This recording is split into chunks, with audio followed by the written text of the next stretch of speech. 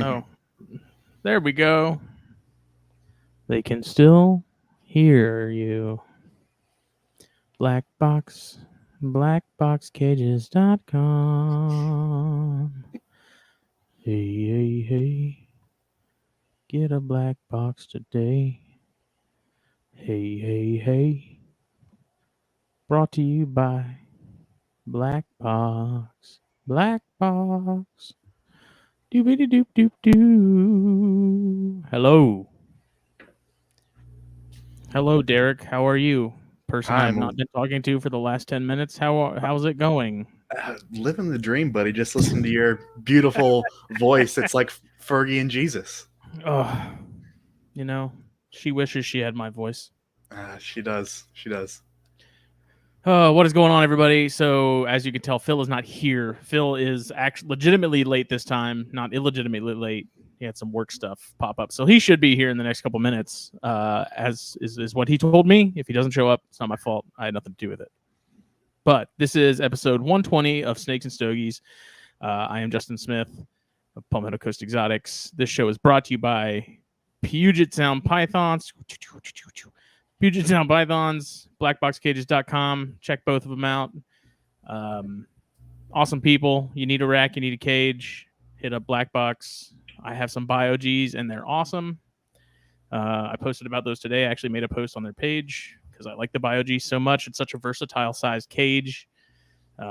Really, really good stuff. So me and Jake are actually planning on getting a video together too. He has like way more different models of their stuff than I do. He's got like the XR16, XR20. He's got the V70s. He's got some of the cages. So at some point with this new work schedule, I'm going to have weekends off. So I'm going to slide over to his spot one of these weekends coming up, and we're going to film, and he's going to talk about actually show you the different models and stuff like that. So that's happening soon. So keep an eye out. While we're waiting for Phil, there are still slots for the May raffle. So we are going to be drawing next show, actually. So next Monday, I want to get slots filled up. Raffle.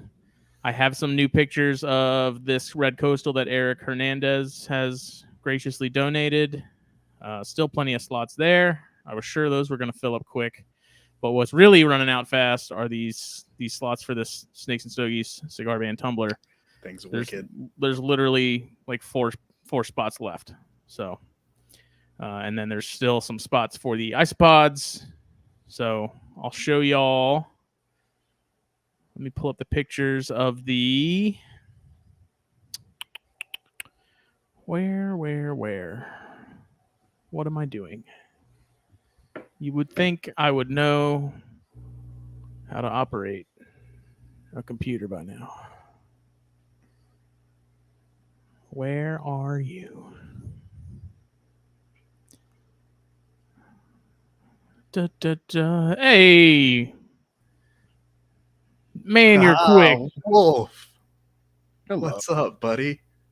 How are you, Double D? Living the dream, baby. Free daddy. Oh, free daddy. Oh, free daddy. Okay, so I'm going to let me see if I can share this here window real quick. So these are some updated pictures of that carpet that is up for grabs for the raffle. It just shed, and Eric just sent me pictures of it. Excellent. Good.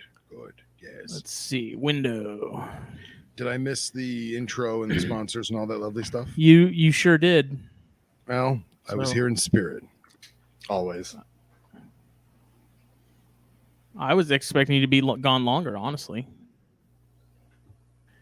Well, I had to take care of some digital work, and it was time sensitive. So, are you guys seeing this one? No, you're just seeing the one. Okay. StreamYard's gonna make me play that game. All right, so I got to show you all these individually. That's whack. Let's see. I just realized I forgot my torch lighter, so I have to leave in 20 seconds. Oh, man.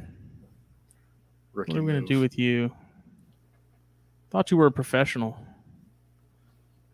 I am. Look, I even got my little boom arm thing going on. How's my audio? How's my volume? It's fine. It's fine. Sounds Excellent. beautiful, man. Excellent. Good. Yes.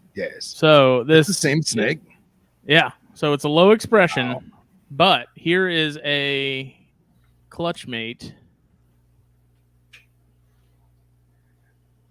that he held back. So to give you an idea, like, yeah, you're not seeing that red currently, but it gets better. This is really cumbersome. So that is a clutch mate. Ooh, So Wow. it's a screamer. if y'all hit up the link here that I'm about to post, and hopefully it doesn't cause StreamYard to have an aneurysm. It could be yours. The rules and everything are right there in the post. So check it out. That's right. It's going to all 20 destinations. Good Lord. Good. Divide and conquer. That's right. So plenty of spots left. Like I said, there's a week left as far as slots and stuff go. So let's fill her up. Let's get her done. What are you smoking tonight, Philium? What are you listening to? Nothing. I was just bobbing with yeah. Yeah, Oh, ready to mine go. was like, I'm not here. you. I can't listen to music while I'm doing this. I need to like focus. You know what I mean? Oh, yeah, multitasking is not my thing. Yeah, I don't multitask at all. You know what it is? It's the power of the bang. That's it. So I'm told. Those amino acids, man, they get you every Sponsor time. me, damn it. Look, that sweet tea bang. I bought a case of it. Mint. Delicious. Well, I have been staring at this Neanderthal since you Oh, gave the it one to I me sent you? last. Yeah. When you sent me, I'd be like, man, I want to smoke it. I'm like, no, wait. Guess what? I ain't freaking waiting anymore. Don't. Now, I was also going to ask you is that when I first grabbed it, I thought it was a normal Toro, but it has that taper. Is that normal? Yeah, that's normal. And then because the back is so flat, like a perfect 90-degree angle, I had to do it an X cut. Yep. Nice. Yeah, so it's meant to be like a little club almost. Yeah, I love it. Like that's one of the subtle things I like about that. So Yeah. I am also smoking Romacraft. I cut it too much, and so now it's kind of falling apart. But an Intemperance Grand Perfecto, Connecticut. Ooh, excellent. Justin, we got a message from StreamYard. Facebook is playing games. Yeah. Uh-oh. Did it say my page? It says Palmetto Coast, yeah. Yeah, okay. It's okay. It's not one of the major ones. It's all good. Fair enough. So, yes, the raffle proceeds are going to Asclepius Snakebite Foundation, help people out. After reading that book, so I'm assuming we're going to do a Billy's Book Club soon, or the Dartha Lapis School for Kids Who Can't Read Good. And I want to talk about that Venoms and Envenomations book that I was reading. Gave a good bit of, especially the epidemiology chapter, gave a lot of insight into sort of snakebite and how it works and why it's such a problem. So that only made me more stoked to send money to ASF. Hell yeah, man. We're over $400 so far. I'd like to bump that up. And Absolutely. there's still plenty of slots, so get them while you can. There's only 4 left on the cup. Cup filled up quick. That carpet, you don't have to pay for shipping. Shipping is covered by Reptiles Express. I love Reptiles Express. Pretty sure everyone else loves Reptile Express that uses them. We all Absolutely. Reptiles Express. They're good dudes. Good people. 100%. I just noticed that Derek's thing is actually O for Daddy. That's amazing. It says it on the screen. Of course. I love it. So it's funny because a couple weeks ago, Derek was posting a ton of stuff that he was selling. I'm like, oh God. I was like, what's happening? Like, is Derek getting out? Like, is something wrong? And I was like, dude, what's going on? He's like, oh no, I'm going all in on Ophryagus. And I was like, oh, okay, fair enough. Yeah, That'll happen. That'll happen. that's pretty much like, it. hell yeah, man, do it. Yeah, had a very, very unique opportunity pop up, and snakes ain't cheap, as we all know. So I had to make space and pad the wallet a little bit more. I'm still recovering from it, but I'm happy with the decision. there's some of those moments in your Mhm. herpetocultural career where there's opportunities that come up where like debt and eating and all these other things that might be considered vital to some people. Yeah. You can put them on pause for like a week. You can go a long time without food. As long as you have water, you're fine. Exactly. That's And if, like, exactly it. If it's for O-freeze, then I mean, If I'm not even going to blame you. If Anna Maria is listening to this, my love, that is not how I think. Don't think that's how I think. Don't lump me in with these savages. We're good. But I will say that you should always, if you have a species in mind or a project in mind, and you're doing your homework and you're taking the time to think about how you're going to do it and when you're going to do it and why you're going to, how you're going to, all that stuff, squirrel the money away. You know, Yes. have your savings, have your, feeding fund, whatever you want to call it, but put that money aside, because there will be a time when they magically fall into your lap for the right price, in the right sex ratio and quantity and color variation and phenotype or whatever. And then you'll be able to pull the trigger and do it. Yeah. And I can't speak highly enough of that. I did that with the Rincals. I did it with the Cerastes, and we spent a lot of money. And I did it with chondros and then they died. But you've been doing it. You've been doing it with Bairds. Oh, You know what I mean? Think about how many times you're like, you weren't expecting to buy that Baird's. Well, and it's that's like, also oh, because Bairds are cheap bam. or were cheap before I started talking about them, and now like their prices have gotten insane. Like I go to Daytona, like $60, 100 for a pair. Hell yeah, sign me up, no problem, no big deal. But Mhm. it doesn't matter. It doesn't matter the quantity of the money. It's the fact that you have the money put aside for those animals, so that when it does fall into your lap, you're good to go. Whether it be a $50 snake or a $1,000 snake. Yep. Because honestly, if I couldn't have pulled the trigger on this when it popped up, I don't know if I would have gotten over it. I really don't. Yeah, and at least you could say that you gave it a try, you gave it a shot, you did it. Mhm. You know what I mean? And Yep, absolutely. Yeah. If it means that much to you in terms of a project or a species, and nobody says you got to buy 10 of one thing, if that's what you want to do, go for it. But if you just want that one keynote species, then go for it. Put the money aside, make sure you got your caging ready and everything. That's another thing I can't tell you about. How many times I've been offered an amazing, strike when the iron's hot scenario, and I had to turn it down because I'm like, I don't have the cages. Yep. And I'm not just going to leave them in bags and, figure it out. Mhm. Exactly. We're not talking about a baby corn snake that could live in a Sterilite tub. So. We were just talking about that before we started, and I told Derek, were. I was like, dude, I'm so strapped on space right now because I've been going so hard on corns that I've got like my room stays warm enough to where I'm not really worried about it. I got nice ambience in there, but like I have 2 corns in tubs on my little work table. Yeah, but that's okay because they float around depending on if I need that workspace or not. And they go in one corner, they go in the other. Yeah, but that's fine. If all of a sudden someone says, if you've always wanted, I don't know, if you've always wanted a rhino iguana, if you've always wanted a rhino iguana, and all of a sudden someone's like, hey, I can't take care of my rhino iguana anymore. I got to move. I want to go to a good home. Will you take him? And then you don't have a cage. I have an entire garage that it can just have free reign in. All right, whatever. I'm going to get my torch later. Where there's a will, there's a way. That's it. Make it happen. My child doesn't spend a lot of time in her room. Exactly. It'll work out. Exactly. They might as well be a cat, right? I mean, I was just about to say, if a cat can roam the house, so can the iguana. If it's big enough, it can fight off the cat. Yeah, there you go. Don't have to worry about that either. So what's new? What's been going on?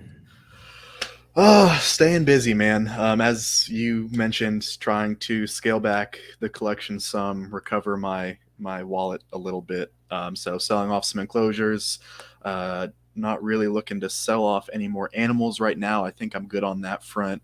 I will be donating a good chunk of animals to Reptile Preservation Institute, which I'm super stoked about because those will either be awesome display animals or part of training programs. So I feel good doing that. And like I said, that'll just be a donation. I'm not looking to get any money back on those animals. But yeah, just kind of staying busy in the herp room, dad life. Things are wild with work right now, trying to procure a new career, taking a new route that way, something you can relate to, Justin. Yes. Yep. It's going to be so nice. Saturdays you, and Sundays off. Oh, my Lord. It's nice. It's a game changer. I'm enjoying it while I can. Yeah, it's been several years since I had a job where that was the case. But Mhm. how are you surviving there in the law crazy world of Florida? It's scary. I'm worried every day, and I'm holding out hope that the our governing agency is willing to work with us. At the last meeting that they held in Gainesville, I was not there physically, but thankfully I was able to stream it from work. So I was able to see everyone who got up and speak and see that they passed the regulations. The chairman made it seem like they are willing to work with the community, with the industry, and I'm hoping they stick to that because, I did sink a whole lot of money into some animals that are very special to me. And if something changes and I have to move these animals out of state or to a facility, it would crush me. It really would. Yeah, So I'm hoping things work out. And worst case scenario, maybe regulations do change. If I could be grandfathered in, I don't know. I'm hoping it doesn't come down to that. I'm hoping that they are willing to work with us and responsible keepers don't get, bent over. Yeah. That's with all the stuff that was happening, last year with South Carolina and whatnot. Mhm. There was a handful of representatives that were willing, like, if we drafted some sort of regulation of our own as far as like this is the parameters for caging and stuff like that. Like Mhm. we had mentioned, if we come to them, are they willing to work with us a little bit? Like if we're gonna have to set rules, we might as well make them the rules we set. So. And the handful of them seemed very open to the idea of it and seemed very, very much. They liked the fact that like they're willing to work with us and we're willing to work with them a little bit. And then it goes to Phil's point of, well, that's giving them an inch. Even if they're doing it nicely. Yeah. It's like It is. Yeah, it is like an arm's length kind of thing. So. Yeah, I was not involved in the hobby back when Florida originally tried to put the ban on venomous keeping, which was 2015, 2016, something like that. The legislation passed in 14. 14, gotcha. Yeah, so I wasn't involved back then. One of my mentors was, and from what I understand, a group of really great keepers came together and helped push the regulations to have it where we are now. So I'm hoping that there's another group of fine keepers out there that are willing to do the same thing. And I know the chairman, the commissioners, a lot of those people have changed out. I'm just hoping that we can all work together and come to some sort of solution for this. Yeah. So I'm actually trying to pursue a career with Florida Fish and Wildlife, and I'm hoping that shit doesn't hit the fan before I can get in there. We've infiltrated. Our Trojan horse is working. Yeah. Yeah, from what I've gathered, it looks like they're taking laws that were unclear or laws that were already enacted that pertain to other forms of captive wildlife, and they're just adding it to things like venomous and sale of reptiles and such like that. So some of the stuff you kind of look at it like, I'm not a bad guy. It's not gonna affect me, but it could. Yeah. In a New York minute. Now, for those of you who are unfamiliar, that's very fast. Very quick. A New Jersey second is even faster. Dang Yanks. Scott said it's about time you had a respectable haircut, Phil. He does. Thank you, Scott. Thank you. It's getting too hot for long hair, man. I know. Dude, I was going to wear my Venom Life gear hat, and I put it on to like bring all this stuff outside, and I was sweating from just setting up the friggin' microphone. And I was like, this is not happening. So no hat today. Yeah, I left mine in Katie's car. Got to get you a visor, man. I'm not that cool, man. I'm not that cool. When you have large heads like we do, visors are, they just look weird. Well, what happens is I get the Velcro, and instead of it being like overlapping, it's like just the so if I squint my face the wrong way, it busts. Yep. You just flex your head muscles. All that brain power. That's it, buddy. That's it. So, Ofri Daddy, how many you got now? And the ones that you recently acquired, are they in your possession yet? Yes. So I am currently in possession of 6. They have not all been sexed because I'm trying to get these animals acclimated. I don't want to put them through any kind of stress. They are all of various sizes and ages. I know my OG Ofree is a confirmed female, so I'm pumped to at least have one. But these other 5 that I've recently acquired, I'm just getting them acclimated. They're doing great. They're all eating, drinking. They've all shed for me multiple times already. So everything's looking good, and I'm excited to get the ball rolling with this project. Because as far as I'm aware, and I could be wrong, and I hope I am, but other than myself, I only know of 2 other individuals in the country that have sizable groups. Sizable is 6 animals for a species endemic to Mexico. So. Oh, Jenkins wants pictures. I got his Instagram pulled up right here. All right. I was ready.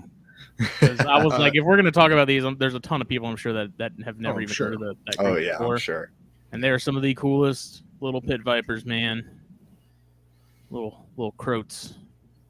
They're fantastic. Mini mangs. Yeah. Mini mangs. Good way to I love it.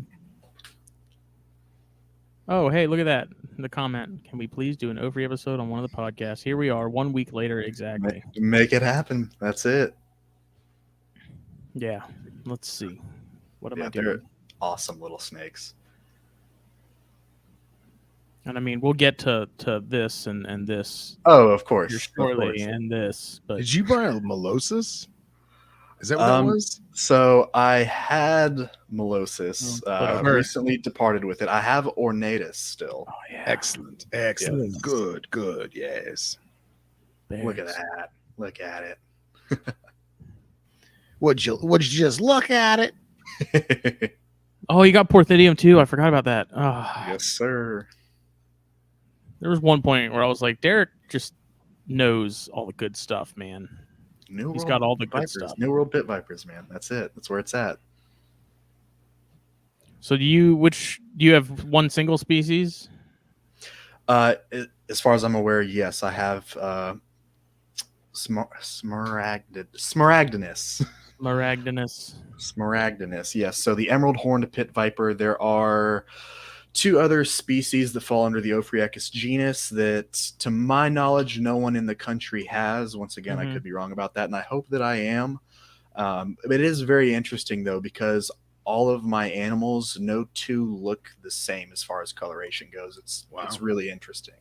But scalation, things like that, they do all appear to be very similar, at least to my eyes. Mm-hmm. Are they variable like Squamangara? Not necessarily that much. It does seem to be varying shades of green. Like I've got one that's a real emerald green, like the name entails, the common name. I've got some that are more tan. I've got a real dark, rich forest green animal. Some of them have more black. Some of them seem to be more brownish in coloration. It's really interesting and not what I expected. I didn't know there was even that much variability in the species, so it's pretty neat to see. And when I got my more recent ones in and I saw that color difference, I was like, hold on, let me look at these things to make sure I know what I've got. So I'm very, very confident that they are all the emerald horn pit vipers. So I'm very, very stoked. When it comes to their locality information, they primarily are only found in Veracruz. But there are a couple other Mexican states you can find them in too. So I'm really not sure if I've got mixed localities or what, but I'm stoked to have as many as I have. So yeah, man. Because I mean they're fairly recently described. Yes, they were actually they're fairly new in terms of being in the sciences. Yes, yeah. So this species was first described in 2016. So very, very recently, looking about 6 years now, and it was Bothryaecus before that, right? It was Mixocaudus, I believe. Okay. Yes. But yes, they're very new to science, and we still as a community, as science, herpetology, ecology, we still don't know much about this species because they are so isolated to that eastern Sierra Madres region of Mexico, where it's hard to get to, especially for folks that look like us. Not exactly the safest place in the world. Very isolated, small pocket populations. So not a lot of research has been done. Most of what's out there, you're talking about the Herp MX guys that are doing a lot of that work.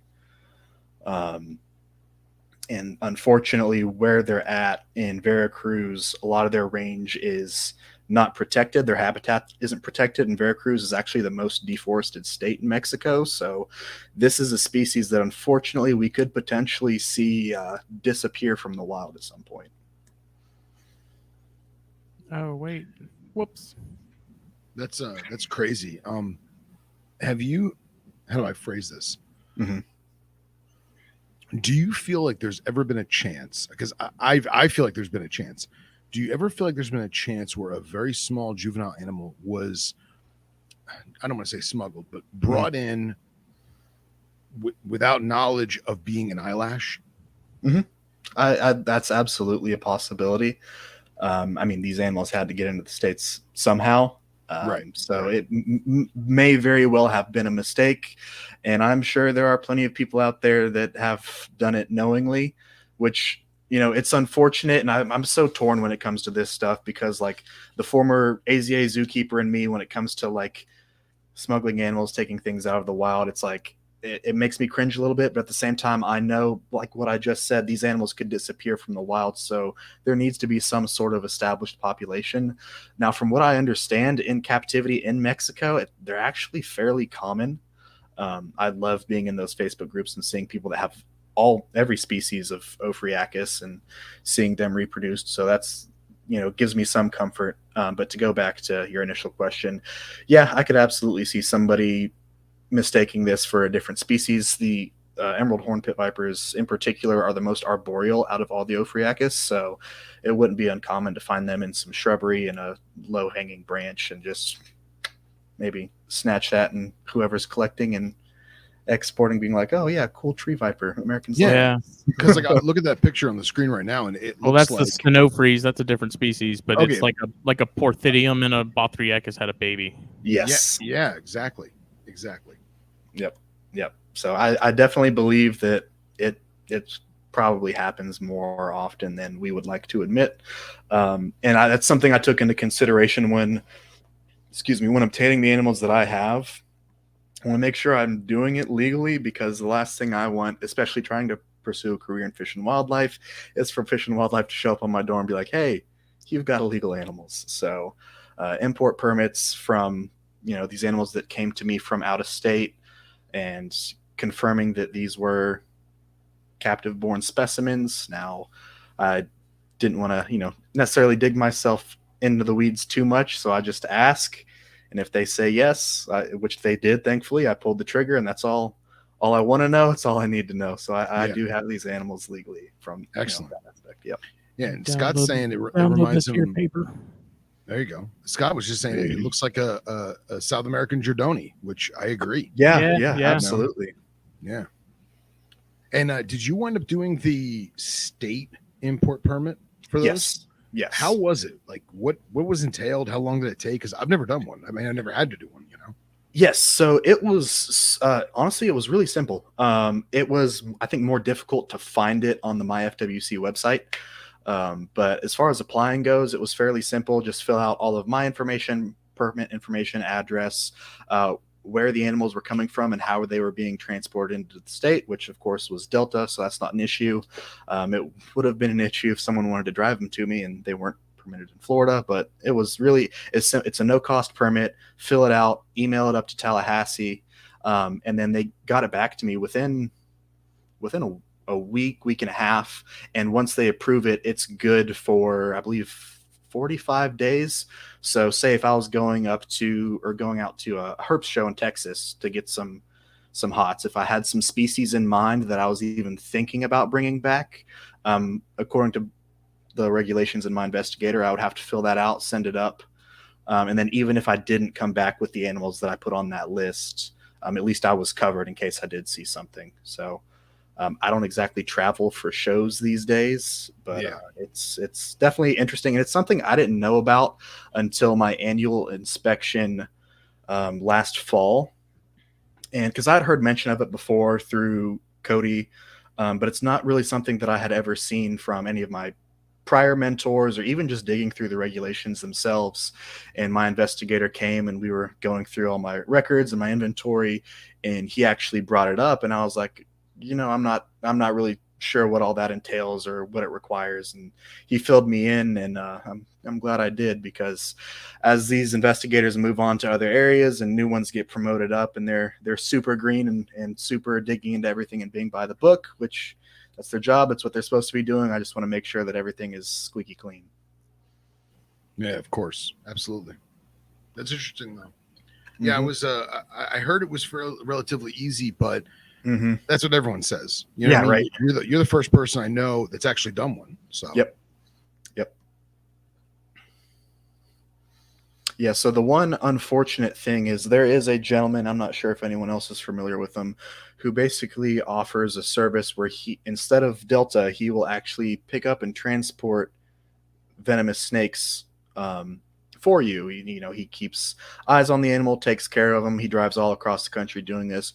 Great guy. I've talked to him on several occasions, and he is working for some sort of loophole license within the state to be able to legally bring animals into and out of the state for keepers. Of course, that's a bit of a gray area when it comes to FWC and the regulations.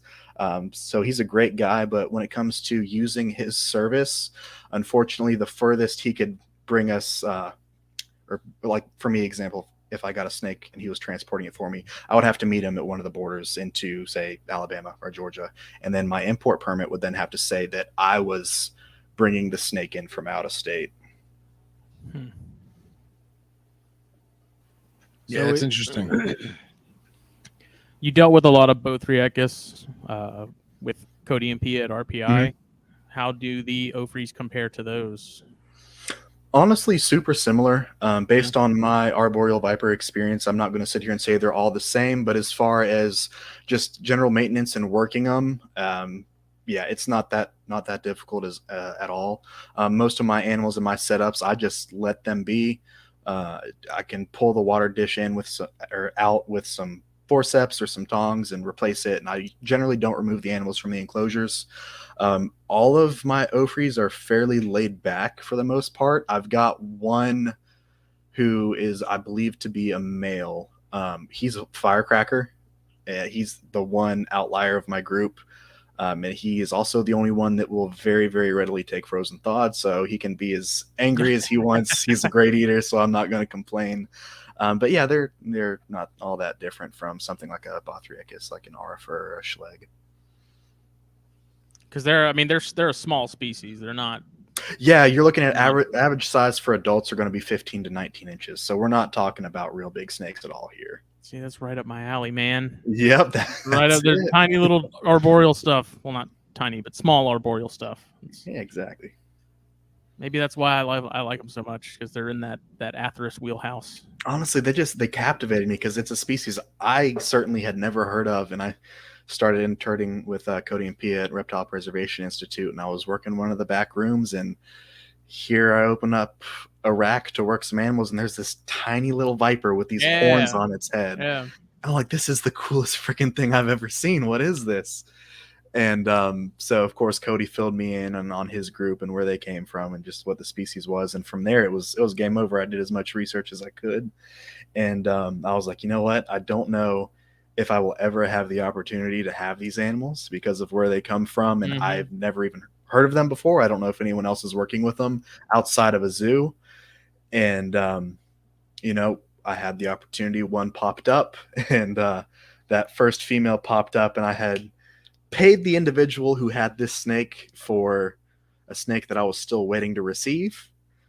And I shot him a message, and I was like, hey, buddy, how about you just send me that Ophrys instead? And that was it. And I was super content. I had put some feelers out looking for more, hoping some more would pop up. And I had that animal for over a year and not really much success at all. And then I talked about him before on some episodes with y'all and did that article for the magazine.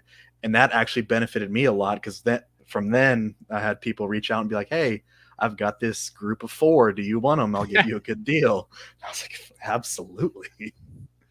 So, and then now that people know that that's the species I'm trying to put focus on, my most recent acquisition, someone posted just a small inventory of animals for sale on a Facebook group, and I was tagged in it because someone saw Ofri and correlated my name with it. Yep. So I'm very, very thankful. It's the way to do it, man. That's the way to do it. Oh gosh, I'm so excited. I'm so fortunate to have these animals, and I hope I can have some success. I'm totally changing the way my room is set up to accommodate these guys. You know, they're a montane cloud forest species, so I've got the Govee humidifier hooked up to the thermometer and hydrometer. I'm going to work on getting an AC unit set up in here to get it nice and cold, and I'm selling some of my PVC enclosures because I'm going to take a page out of Cody's playbook and get some nice front opening glass enclosures, plane them out, get some halogen domes going, some UV. I'm so excited. Yeah, it's funny you mentioned the little tiny one at RPI, and that's like 2019 Carpet Fest. I remember Pia was showing me that rack, and she opened that up, and I'd never seen it before. I'd never heard of it. Like she rattled off the scientific name, and I was like, I didn't ask her about it, but I was like, I'm completely unfamiliar with that. But it's a cool little snake. Because when I first saw it, I was like, oh, it's some weird looking schleg or something, right? But yeah, it was tiny, and it was cool. It's now seeing theirs. Last time we were there, they had either the same animals that were just older, or they had some new ones, and those were some of my favorites in that room. Like, the Arifer are cool and all, but those freaking bicolor and the Ofris, man, I could stare at those bicolor all day long. I freaking love those snakes. Yeah, and the awesome. bilineata too. Those are cool too. Oh yeah, I'm a sucker for it, and I guess I really have Cody and Pia to thank for this obsession that I have, because the collection as it stands right now is, as far as venomous stuff goes, it's New World pit vipers. I've got Bothrops, bilineatus, tanniatus, got some gold phase atrox, of course the Ofris, I've got marchi, I've got schlegs, and I'm super thrilled with it. I'm going to have to make some decisions and some changes if I want to keep some of those more warmer climate animals in here. So I'm still trying to hash all that out. Thankfully, with Cody being right down the road, if I do need to move some animals, I could at least give them to RPI and still get to work with and observe those animals and get to see them on a regular basis.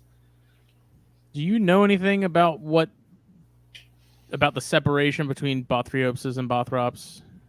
Are you familiar? Have you looked into that at all? Because I'm really, every time I see him at P and Cody's, and I know Cody agrees with me, like it makes no sense. Like you look at an Atrox and you look at a bilineata, and I'm not going to put those two together and be like, yeah, those are definitely related. Yeah, no, I'm in the same boat. I was very surprised when Cody kind of explained it to me that they were their own genus, which absolutely made sense, and now they're all lumped together. I haven't really looked into it much myself. I don't like to make assumptions, but I do know, based on a lot of taxonomy, people want to put names in papers and all that jazz. So it may well have been that case. Not going to make any assumptions or accusations, but to me, that's what it looks like, just from a layman's perspective.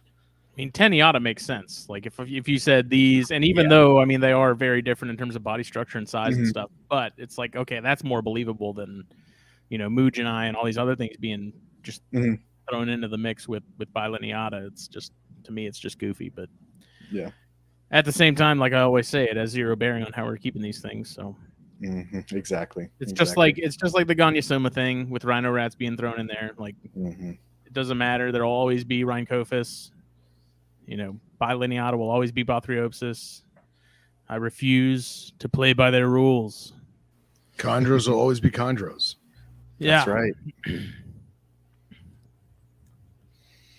So, Phil, man, what's new with you? What's going on, buddy? Oh, not too much, man. Not too much. Taking it nice and slow this year. Nice. Paired a couple geckos. In a couple more weeks, we'll see what we got. I didn't pair any of the rinks. Just giving them that. It'll be so. July will be a year that I have the majority of the group. I have a couple ones that I've had for longer. So I figured give them the first year just to chill, and got more cages coming from BlackBox, so that'll be good. and I'm just growing up a bunch of stuff, man. I've only got, and this is the perfect segue. I've only got one suboc left. I've had really bad suboc luck. You have, and I have, like, makes me not want to do the species. And this one little anery boy, he's rebuilding the love. He is. Yeah. So how are your subocs that I'm going to come and steal from you in the dark of night?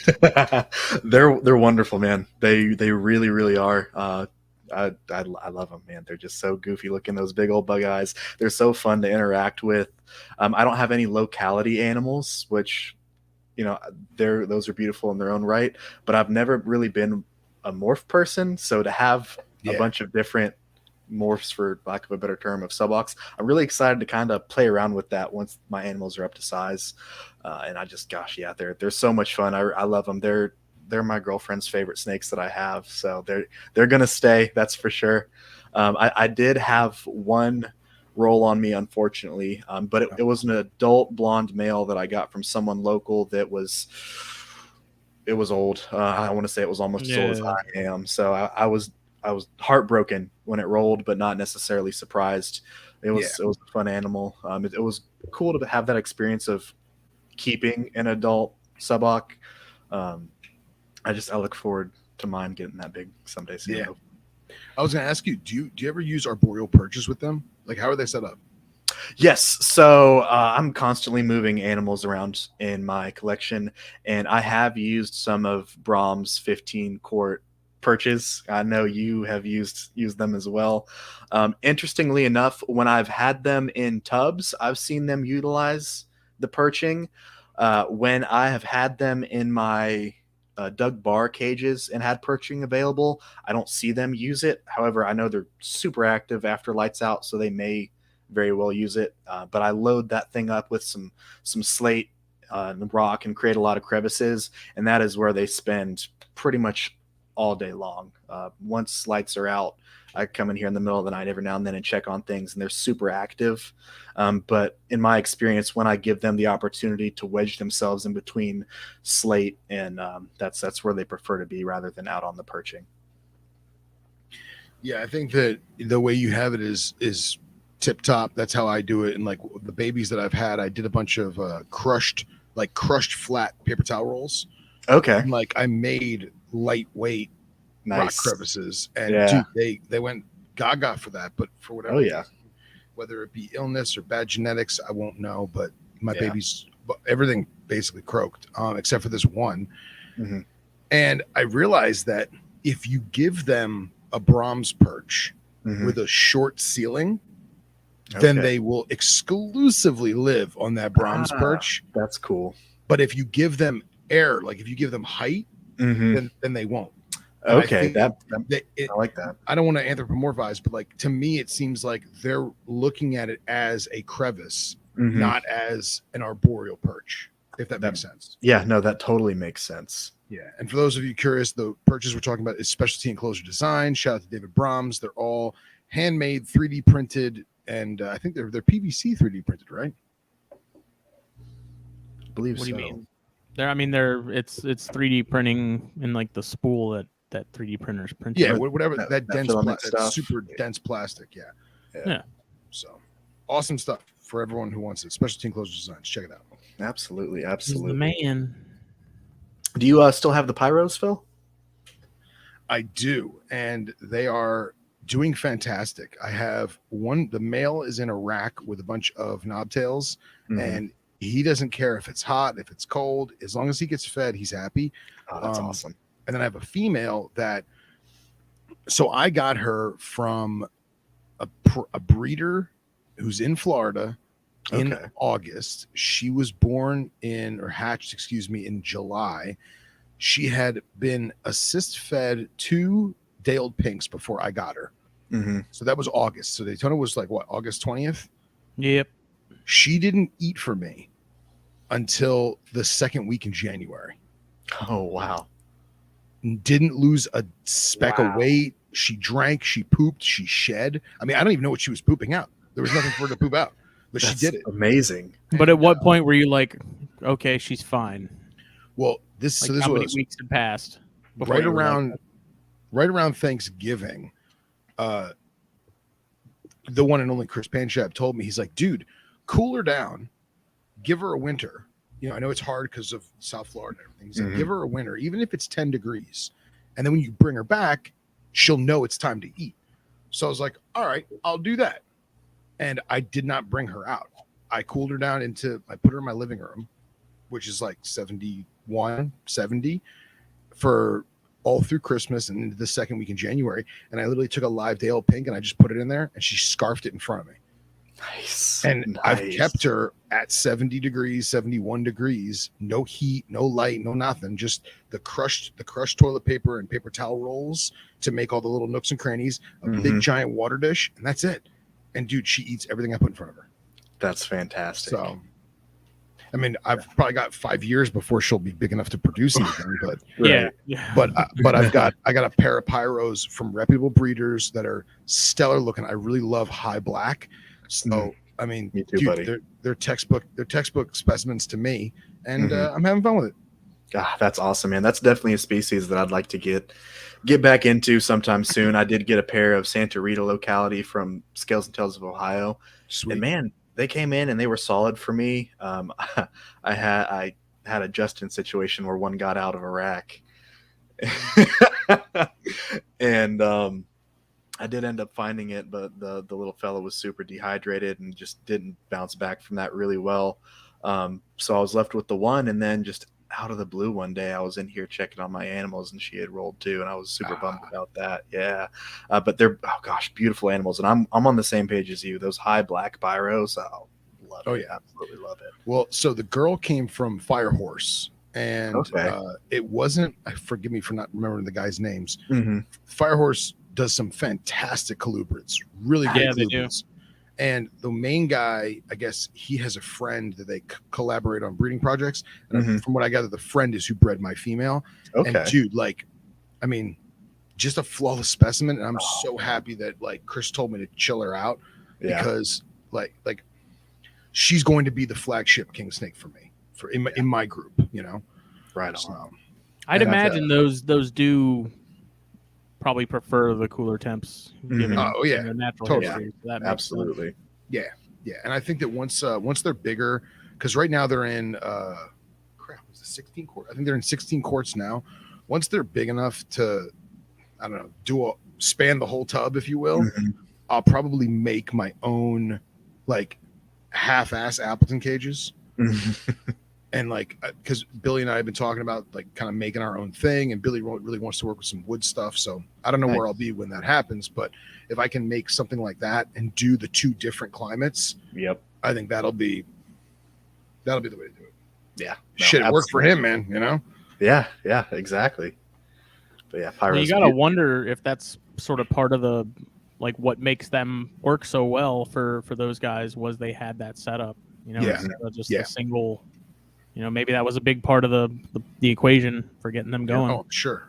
And I really think that of all the species that we talk about, rock crevices and escarpments and stuff like that, to me, all the people I've talked to, all the ones I've seen in captivity, because I've yet to see one in the wild, it is straight up a thin rock crevice snake, 100%. Dude, all those things do is go in and out of the tiny little micro gap of toilet paper rolls, and they literally just go in and out of them. It's great. And I love the toilet paper and the paper towel rolls, because I'll take a paper towel roll, I'll rip it in thirds and just smush it, and when they get soiled, I throw them away. Yeah, absolutely. They're perfect. I love those things. It's also amazing because you don't realize how much toilet paper and paper towels you actually use until you save them all. Oh yeah. You know what I mean? And you're like, holy crap. Yep, a lot of toilet paper. Jesus. I've started doing the same thing. I'll even do it at work. Like if I see an empty toilet paper roll, or if I finish one out, I'm like, all right, you're coming with me. And then I'm walking out of the bathroom holding these toilet paper rolls, and I'm sure people are like, what the trick is you flatten them. Go to the doctor. The trick is you flatten them down at work, put them in your back pocket. Yep, there you go. And then it just looks like a wallet. No, that's and they all fall out, and everyone wonders what the hell you're doing. Well, so I had a big deli cup, and I was just stuffing them in the deli cup, flattening them, stuffing them, right? And I got full. So I was like, all right, I'll just get a rubber band, and I'll rubber band 30 or 40 of them together, how many like this. And I walked out of the room for something. Weeks go by, and I hear my dog go, "Rawr," and I was like, "What the hell happened to him?" And I go back, and the rubber band had snapped, and the toilet paper rolls went everywhere. And there was just like 40 or 50, and my dog's like, "I did not do this. This did not. I had nothing. I didn't touch it." Oh, that's awesome. So yeah, it's good. It's good. But yeah, man, I think what's that? I was gonna tell Derek ask him if he knew that you hated Porthidium. I don't hate Porthidium. I don't hate the Porthidium. Mm-hmm. I think they're awesome. If I was keeping venomous, Porthidium would definitely be in my top 5 in terms of like genre. Mm-hmm. And They're Phil's really just like, they're really like cool snakes. They But want it's to be not for me. Callosalasma. Uh-huh. They're just not for me, man. You know, like, dude, I tried my hand at them. I Yeah. had some juvenile aspers at one point. Mm-hmm. Not for me. Mm-hmm. And I think it was more so like they were pains in the ass as babies. And I'm like, I don't want to deal with this thing when it's 7 foot. Like, In what way were they pains? They don't ride a hook. You can't tail them. They strike at everything in their mother, but then don't eat. Like, it's just wasn't for me. It just wasn't for me. And I did. And the one South American species that I really wanted to work was Honduran jumpers. Oh, dude. And I got some from our mutual friend, Mm-hmm. the bright pink, and the thing didn't eat for like 6 months. That and like, female never dropped, did she? She was never. I don't think she was ever gravid. That was the straw that broke the camel's. I was like, this chick never dropped. She never ate. She never pooped. She shed once. I was like, sold. Damn. Bye bye. Yeah. We don't have any room for New World Bitis in this house.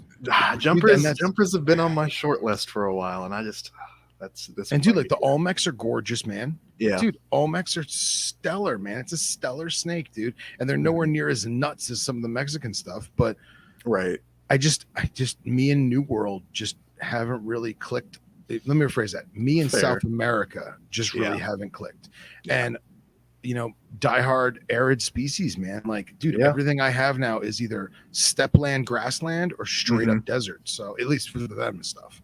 Yeah. So, which, as we all know, if everything comes from a similar climate, that makes the room it does. Hell of a lot easier. How it does. Yeah. What's your feelings on Porthidium there, Ofri Daddy? Oh, dude, I love my pair. It was never a species that was on my radar as far as keeping goes. And then, of course, Phil, our mutual friend, hit me up, as he tends to do, just when it's like he has an instinct that I've got some extra money. Yeah, Of course. And it's always the famous, hey, man, I got an extra one of these. I don't want this thing. Do you want it? And you're like, of course I want it. And then you're like, what did I just do? Yep. And so he hits me up and he's like, yeah, I've got these, would you be interested? And I was like, you know what? I don't really know anything about them. So I looked into them a little bit and I was like, wow, these are actually really cool snakes. And they kind of fit in with what I'm really interested in, which is, the New World South American stuff that isn't super, super common. Right. So I pulled the trigger, and it's always an adventure, as you know. So one of the two shipped. And then eventually the other one did show up, and they were a lot of fun. I was super surprised at the size difference of the pair. The female was definitely a fresh Neo, and the male not so much. But I've had really good luck with them. I enjoy keeping them. They slant the famous term. They slammed pinks for me. Nice. Never had a problem with them, and I really truly enjoy keeping the species. It's something that I've considered getting more of at some point. It's just not super high on the priorities for me right now, and I know there are a couple other species of hognose vipers that are absolutely stunning that people are working with that maybe one day that's just they're kind of a back burner species that I just enjoy to work with and look at in the room. Yeah, man. Like I said, dude, they're cool animals. I put them in the same realm as the jumpers, man. But it just wasn't do for me. adults get that big?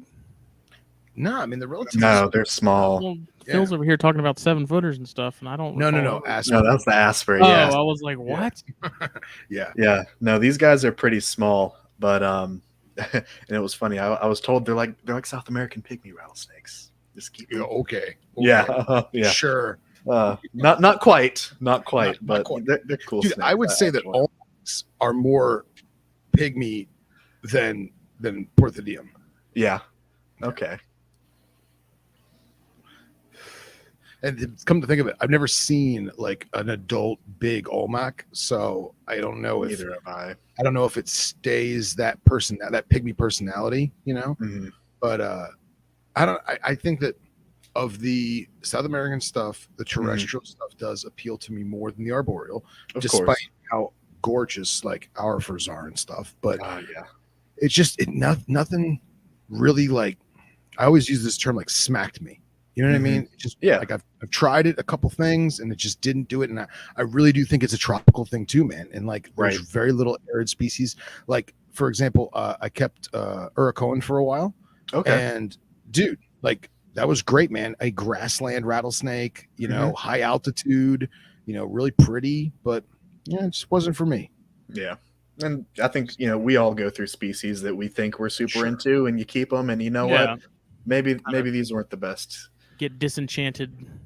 Yep. Yeah, And I think that's how everyone sort of finds their thing, though. Like it takes time. You know, it's like I've gone through plenty of things. Like the Tandem bar is a good example. Like I enjoyed it. It was cool to have it. I'm kind of glad I don't anymore.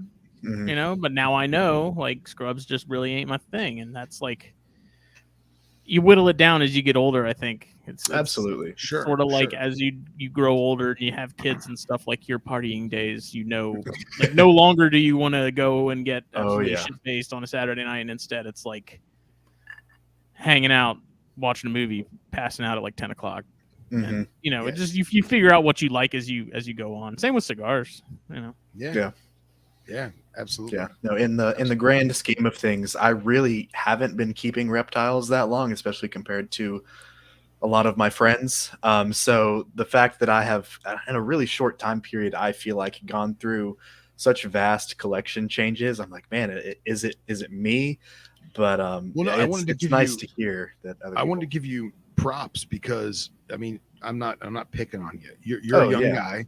You have not been doing venomous that long, but the time that you have, you've gotten a world of knowledge and experience. And I was talking to Nipper about this recently, and we were saying how there's so many individuals in both North America and Europe that don't have nearly the opportunities that individuals like yourself and myself that have in terms of vastness of species, technique, husbandry tactics. Like, you know, you've learned so much from all the different mentors and different facilities that you've worked at, both private and, you know, professional, that when you got your license, and this is, I don't know if this is a Florida thing because we have our license structure the way that it is, but when you got your license, you didn't go crazy and buy 4 gaboons and 5 monocle cobras and, you know, 15 different, you know, squams.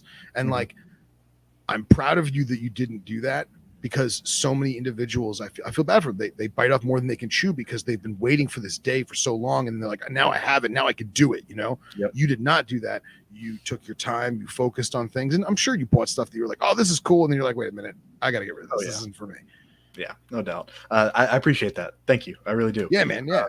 That was always something. My first venomous mentor was the director for the Rattlesnake Conservancy.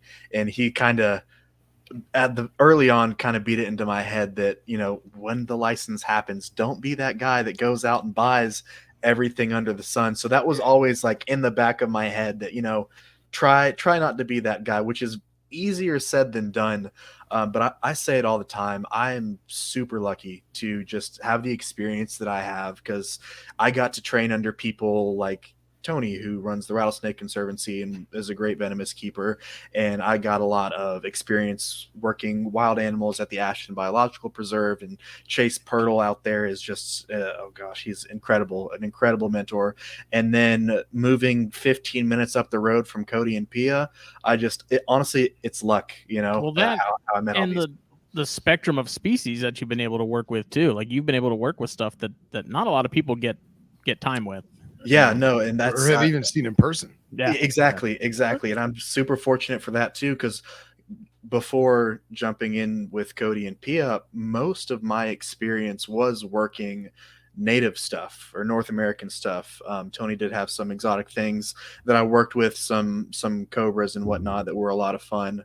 But just jumping in with Cody and Pia and my first day handling at RPI, it was black mambas, and it opened up a whole new door for me. But getting the experience of working with such a vast array of species, particularly at RPI, I got to scratch that itch of, you know what, puffs and gaboons are beautiful snakes, but I don't want to keep them. I don't want to keep Kuthia.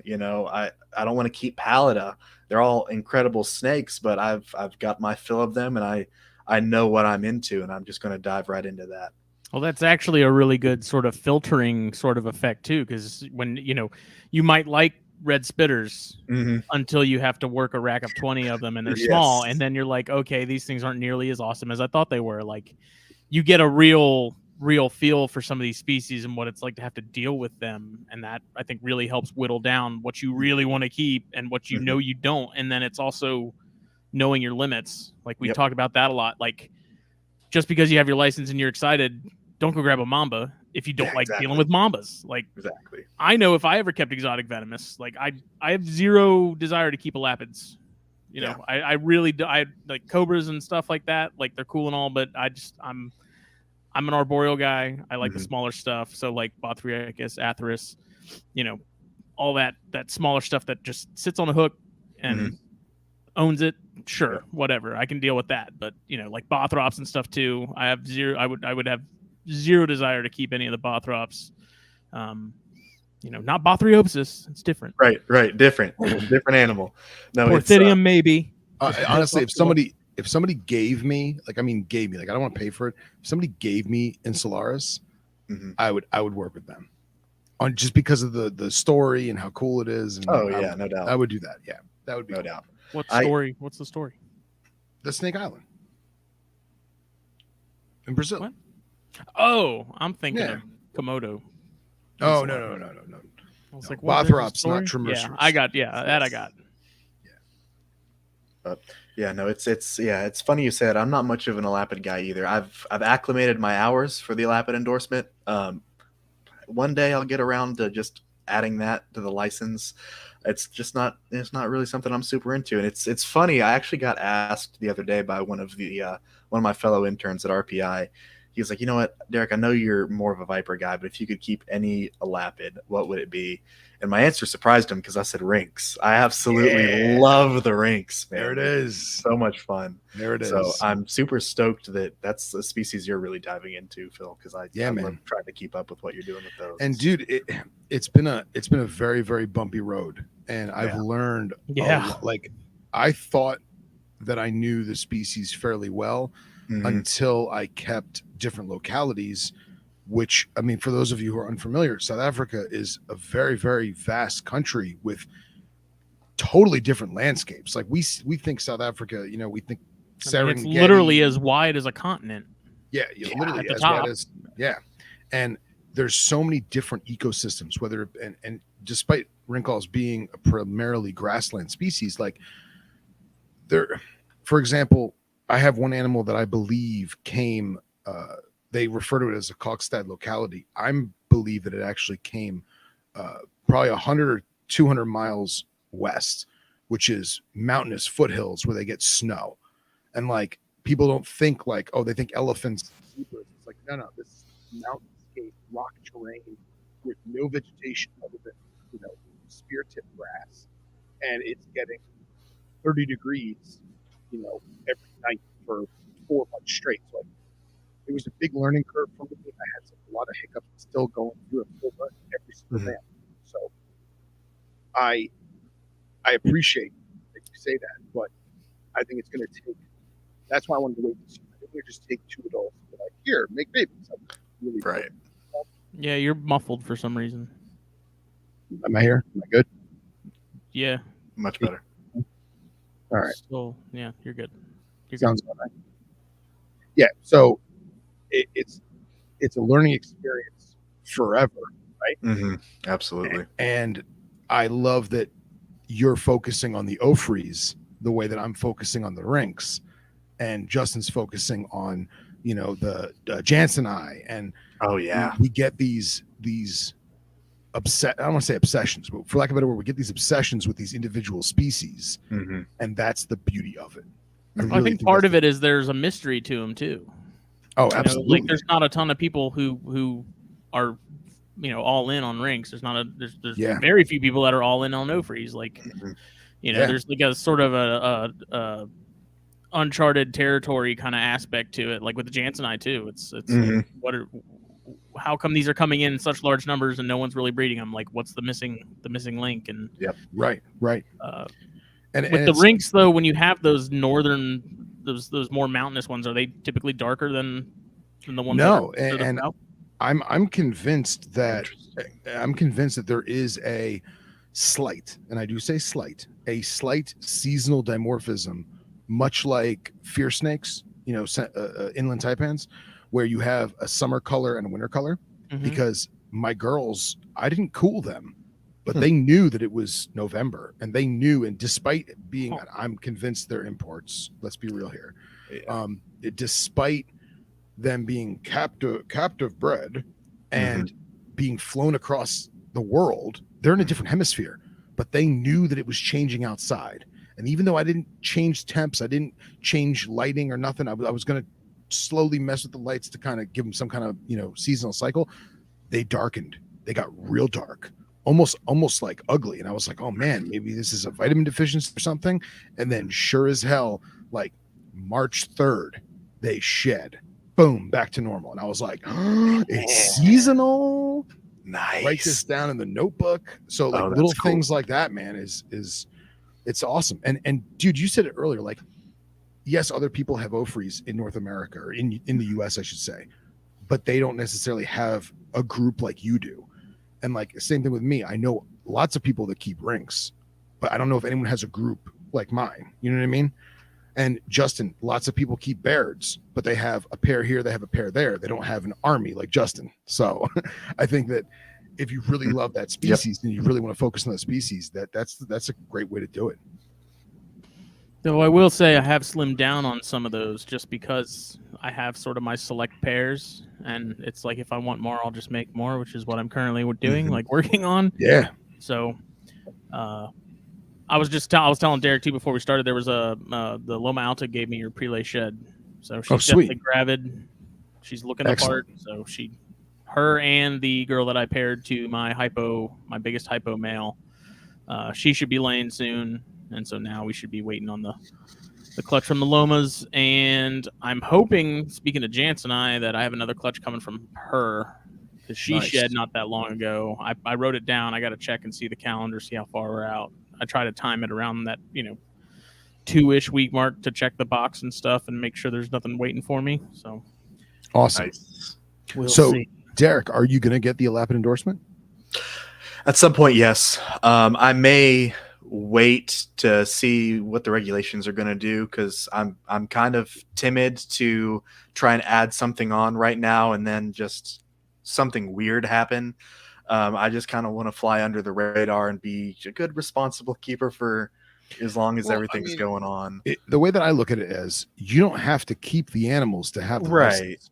So I would get as many endorsements as humanly possible, as fast as possible, and that way at least you have it on paper. That's a good point too. Do you have any of the other ones or no? No, right now I'm just Viperidae. I've got hours for Elapidae, and that's all I'm good for right now. I could work towards Heloderma. Once again, I love those animals. I love Gilas. I love beaded lizards, but acclimating 500 hours of those is just not something that right now is a high priority for me. And I don't know anyone local to me that I could get colubrid hours under, which once again, that's fair. There's not really any colubrids that I'm like dying to have. I get it. But that's a good point, and I really should get around to submitting my Elapid hours, because I've got a friend who works for Carl and Mara at M Toxin's Venom Lab, and I met him wrong. No, his name is Max, and I love this kid to death. I met him right after he turned 18. He took a training course with the Rattlesnake Conservancy, and he was bright-eyed, bushy-tailed, active herper. Does Max, is he a stocky white guy with glasses? He is not. He is Okay, not a white I know guy. I know the Max you're talking about. Okay, cool. Okay, All dude, right. I love Max so much. He's a great kid. He honestly still inspires me because his passion is so strong. And Man. I got to see him at Get Buzz for Buzztails this past weekend. But we talk pretty regularly, and working under Carl and Mara, he's now got at least 500 hours to take the test and apply for the permit. And they told him that, hey, you know, with everything going on, get that permit before you can't. So I've been helping him out with that, but that just kind of ties in that I need to submit these elapsed hours before I can. Yeah. God forbid. God forbid. Oh man, yeah, because the colubrid one's tough, but I'm sure. The Gila one, if you skip the Gila, you skip the Gila. You know what I mean? But Yeah. I really feel like a well-rounded individual such as yourself should have the elapid and should have the colubrid, because you never know what's going to happen in terms of what's going to be presented to you. And That's someone true. could say, hey man, I have this group of boiga, or I have this group of Rhabdophis. Yeah. And you may say, you know what? Screw it. I want to do it. Let's do it. Yeah. You know? And now that I've actually been looking for Rhabdophis and certain key species, and there is none, you know? And I think I'm just basically going to keep that on the back burner.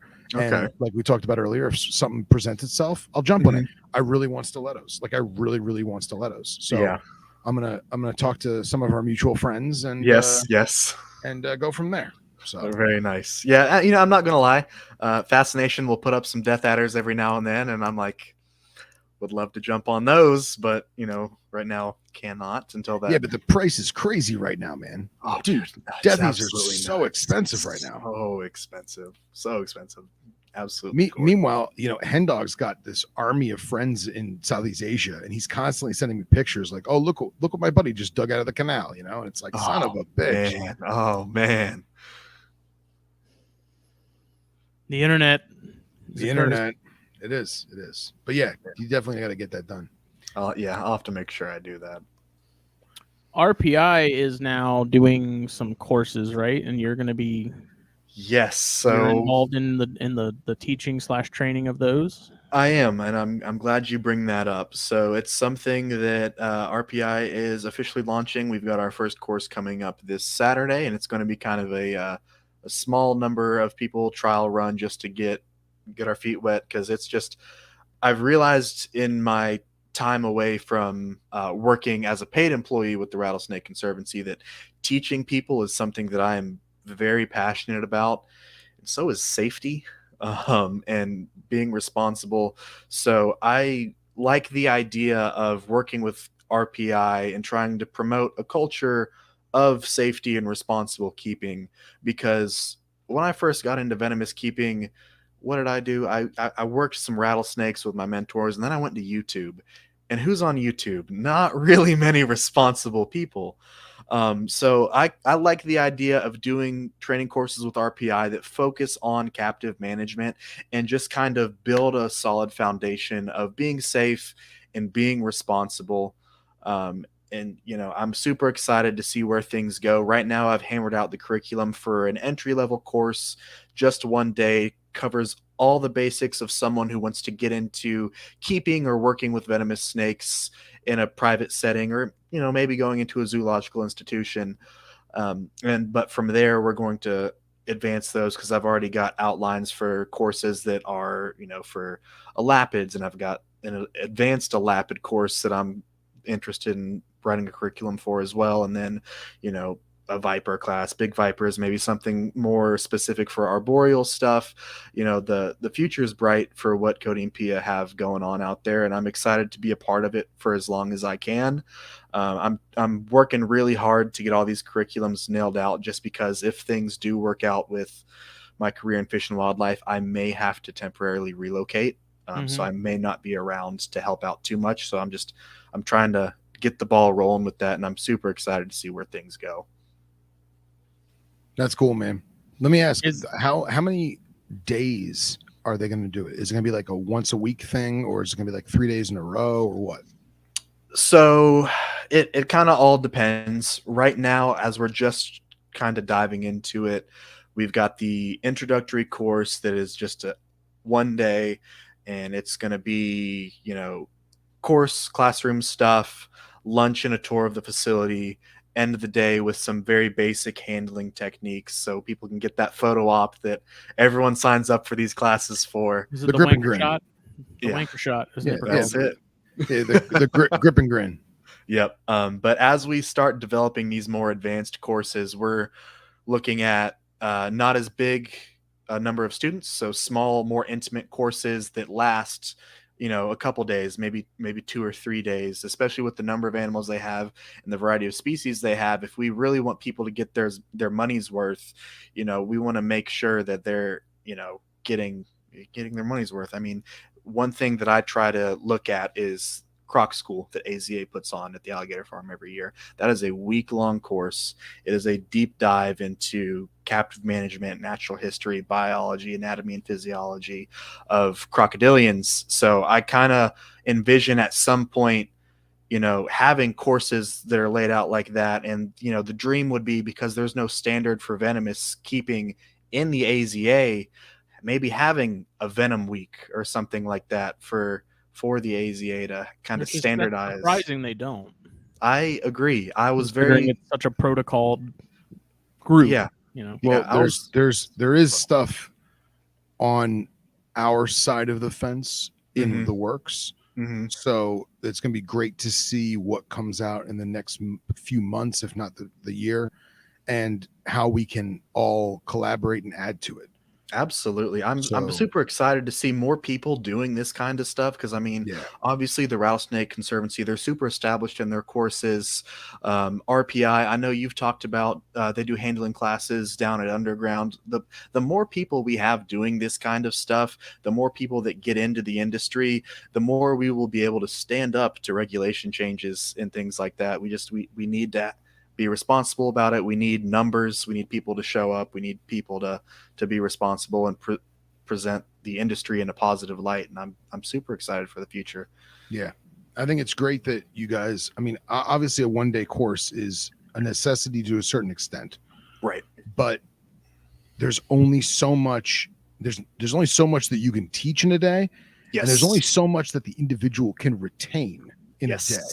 And that's why, going back to Croc School, the week-long seminars, right? That's great because you can subliminally do subliminal repetition, right?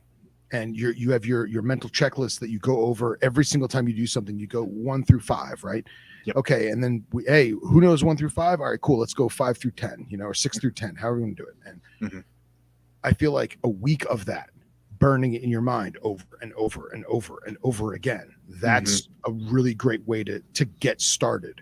But I feel like the biggest problem with doing the 1-day courses is people forget stuff, man. It's so much to get thrown at you all at once. And that's why it's such a great thing and I don't even want to say a great thing. It's a necessity to put it in the person's mind how great this is, that they got to come back and they got to keep doing it. And that's I'm also looking at this from a business perspective as well, because RPI is now officially a 501c3 nonprofit. And it's very, very hard to raise money for reptile conservation, especially when you're working with venomous reptiles and crocodilians. So I'm trying to think of different ways for them to bring in funds. So people come in, they take this 1-day course, they get just a taste of it. And then they're like, man, I want to come back. I want to do more. I want to come check this place out, maybe on a tour, bring my family, take more classes, and just bring in more revenue to the organization. Because, my experience with the Rattlesnake Conservancy is, I feel like, going to be a really big benefit to RPI, because I've been through those trials, those tribulations, and seen what it takes to grow a nonprofit.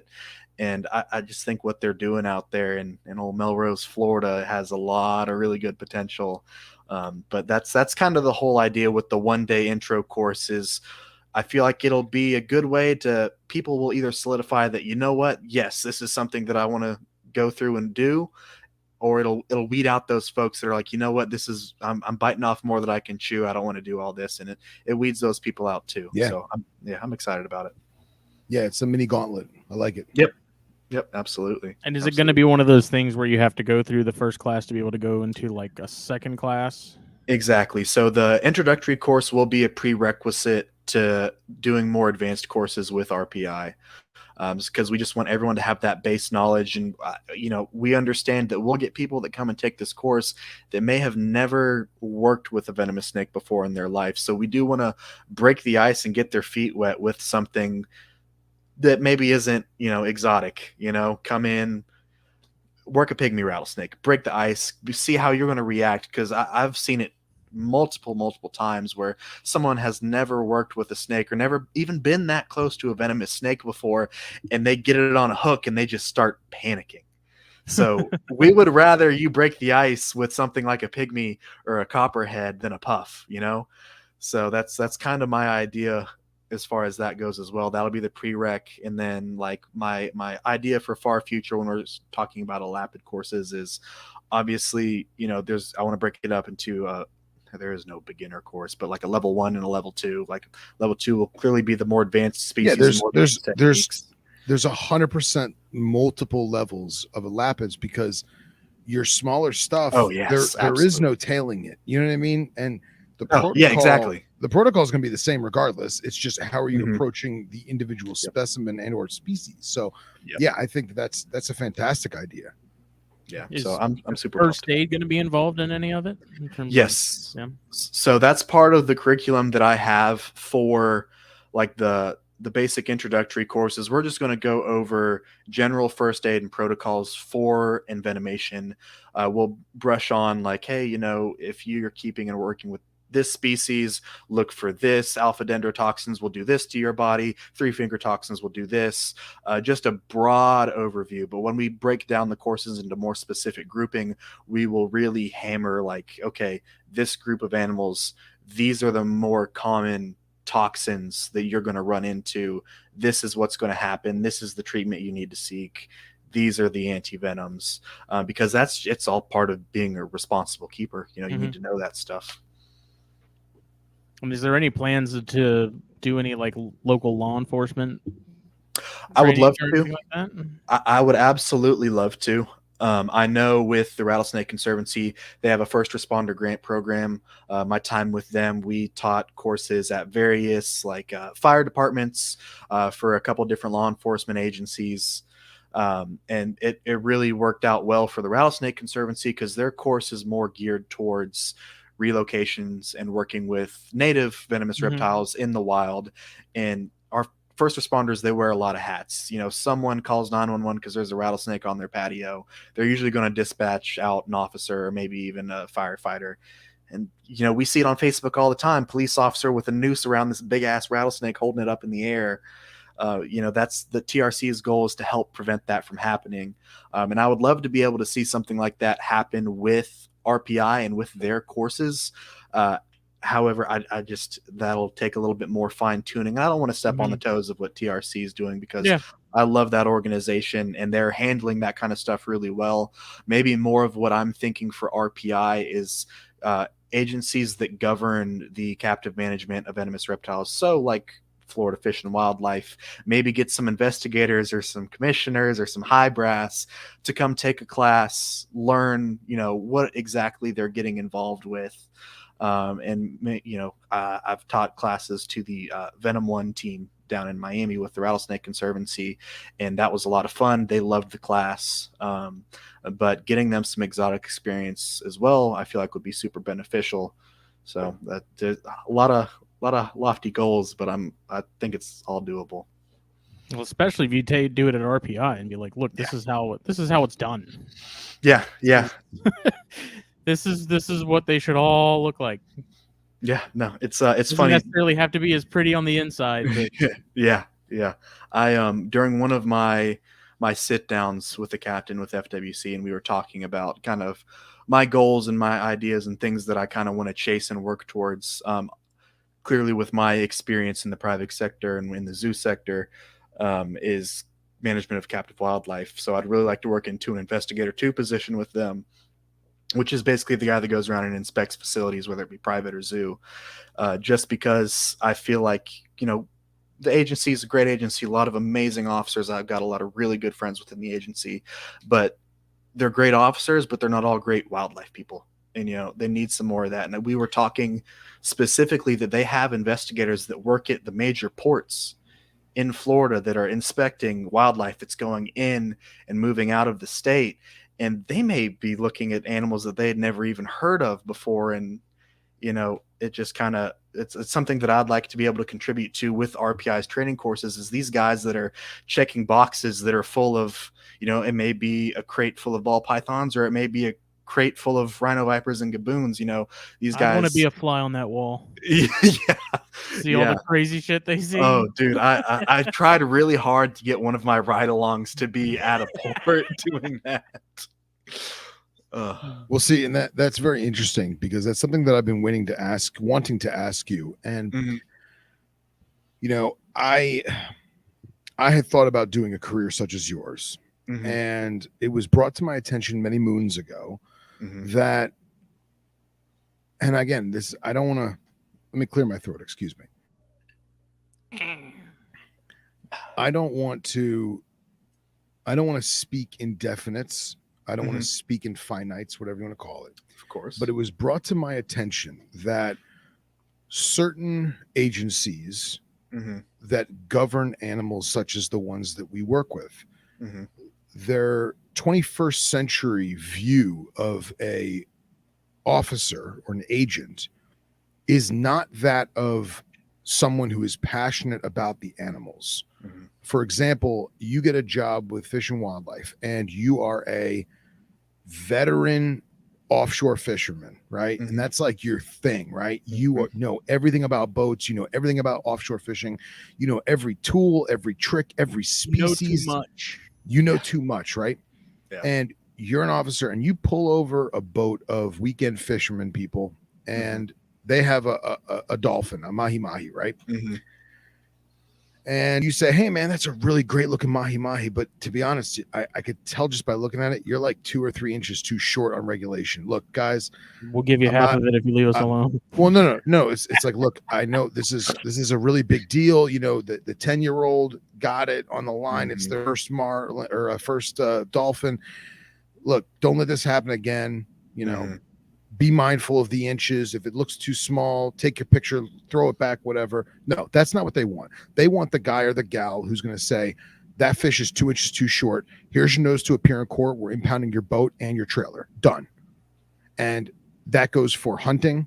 If you're a hunter, if you're a turkey hunter, they're not going to put you in a management area that's known for turkey, because they don't want that. They want a mindless drone that's going to say, that bird's beard is too short. Here's a $500 fine. Here's a $1,000 fine. I'm taking your truck. And when it comes to the snakes, they don't necessarily want someone who knows about snakes. They want someone who knows statutes and laws, who says, hey, there is dirt in that water dish. Here's a $500 fine. And now with our new proposed regulations, it could be way worse than that. So how did you feel talking to the individuals that you talked to? I don't want to say, am I right? But like, was that vibe there? Were you looked at in a negative light because you're passionate about animals? I think you bring up some really good points. And I would like to think that the agency has changed a lot in the past, maybe 20 years. Thankfully, with the individuals that I've been fortunate enough to spend time with, that's not a vibe that I necessarily picked up on. Interestingly enough, a lot of the people that I've sat down with, I've done ride-alongs with, they all thought that where my passions were fascinating, and they were excited. They're like, you know what, that's awesome, and there's a spot for you within this agency. Granted, when it comes to high brass and people that are making those kinds of decisions, my experience with those individuals is a bit more limited. But it just, I got a really good feeling that, that may be where I end up. I'm hoping I do get in with the agency. I've been working for this for quite a while now. But that vibe that, oh wait, you know too much about this kind of stuff. Let's put you, say if I'm an offshore fisherman, let's put you in a landlocked county instead. That's not necessarily something that I really picked up on based on my experiences with various officers and investigators. So I hope that I'm not being too naive about all this. I hope that I don't go in and become extremely jaded. Yeah, and I've had my inspectors on countless occasions when it's been brought up, and they were like, "Yeah, man, you individuals like myself are what we need, because we don't know all this stuff, and you guys do on your own accord. Nobody Absolutely. had to pay you to learn it. You guys enjoy it." But back in, say, 2009, when I spoke to a recruiter, that recruiter flat out told me, do not tell FWC that you have a venomous license. Do not tell them that you go herping. Do not tell them that you know what I mean? Like, obviously they're going to see that you have a fishing license, but they don't look up, captive wildlife. And they're like, he's like, don't tell them that stuff. Don't tell them. That's a deterrent. It's funny you mentioned that, because that was actually brought up in my interview. I had my interview a couple of months ago. And I brought up the fact, because obviously I'm trying to sell myself as best as I can. Sure, so I'm of course. I know so much about the agency. I'm actually a license holder for this, this, and this. So that also brought up the question, oh, well, if you needed to give up your license because it's a conflict of interest, is that something you'd be willing to do? And that really definitely caught me off guard, because I personally know investigators that are VRC holders. Yeah, exactly, 100%. So, and I also know investigators who were VRC holders and let their licenses lapse and thought, "Oh, I'm a fish and wildlife guy. I don't need a license," and it backfired and bit them in the ass royally. So, so that was definitely an interesting question that I wasn't totally prepared for, but of course, like I said, selling myself, said what I need to say. And how did they receive it? Really well. I mean, the guy that asked it, so when you sit down to do the interview, it's a panel of 3 people, and you've got like, for me, for example, I had someone who was with the agency for over 2 decades. I had one person who was a lieutenant, and someone who was with the agency for a couple of years. And it was that individual, the one who is still fairly fresh to the agency, that asked that question, because assuming he probably doesn't know too much about necessarily the investigator position at this point. But it was definitely made me step back and think about a lot of things. But I don't necessarily believe that that's something that would happen per se, just because, like I mentioned, and as you know, there are investigators that do hold VRC licenses. So I'm not super concerned about it. It was definitely an interesting conversation to have, though. Yeah. But going back to, maybe them not wanting to necessarily put me in a position like that, I will say that for anyone who doesn't know, I graduated with my 2-year degree from Santa Fe College in Gainesville, Florida, with a degree in zoo animal technology, which is going through their AZA accredited zookeeper program, which was phenomenal. I would do it over and over again. I loved my experiences there. I wouldn't be where I am now without that. But interestingly enough, there are people who have gone through that program that then pursued careers with Florida Fish and Wildlife, and our officers. So I got to pick their brains as well. And those are the individuals that told me there are lots of great officers, but there aren't lots of great wildlife people. So that little glimmer of hope is where I'm like, look at my resume, look at my experience. This is where I'm meant to be. So Sure. What you're looking for. Hopefully it all works out. We'll see. Yeah, man, I'm rooting for you. I really am. I think it's great. It's inspirational. It really is. And I hope only the best. I appreciate that. We have very intense times right now, and yes, oh boy, and it's a bit daunting at times. It is. It's very frustrating sometimes. Yeah. It's emotionally draining. I can't tell you. There have been some times recently where I sat back and I'm like, do I want to wipe my hands of this before it all hits the fan? And it's a scary thought. Yeah. And I know, Justin, you were in a similar spot, especially with the Boiga around this time last year. I remember. Yeah, and they still haven't even, that hasn't even been resolved. They still haven't even met up about it again. Jeez. I don't know. I mean, the good thing is that, Rob and Jeremy are doing. They're getting a sort of a loose society for both North and South Carolina together. Oh, that's awesome. In hopes that doing something like that, when these things pop up, there's a group of us that are legit, because there is a South Carolina Herp Society. But from what I've been told from people that have kind of gone out with those groups and done some herping, they're very not into the captive propagation side of things. Really? They are very much the herp and nature nerds. They're not into the captive stuff. So it's awesome that Rob and Jeremy are kind of doing this. And I actually just talked to Jeremy about it yesterday because I want to get involved somehow, be it just as like membership or whatever, just figuring out when they're meeting. And then hopefully with this new work schedule, I'll be able to be active in that. But it's good to have a group like that can sort of show up when things pop up, legislation wise, that can be like, look, we're legit, you get your 501(c) even that shows that you're even more serious about it. And, like we were saying at the beginning, like I don't regulation. It's a slippery slope. I think if you can make your own rules, that's the better route to go than having someone else who isn't in it do it. It's just that danger of like, okay, well, we gave them, we did this, we bent this much, and now they're wanting us to bend more and more and more, and so we'll see. I don't know if Florida has anything like that.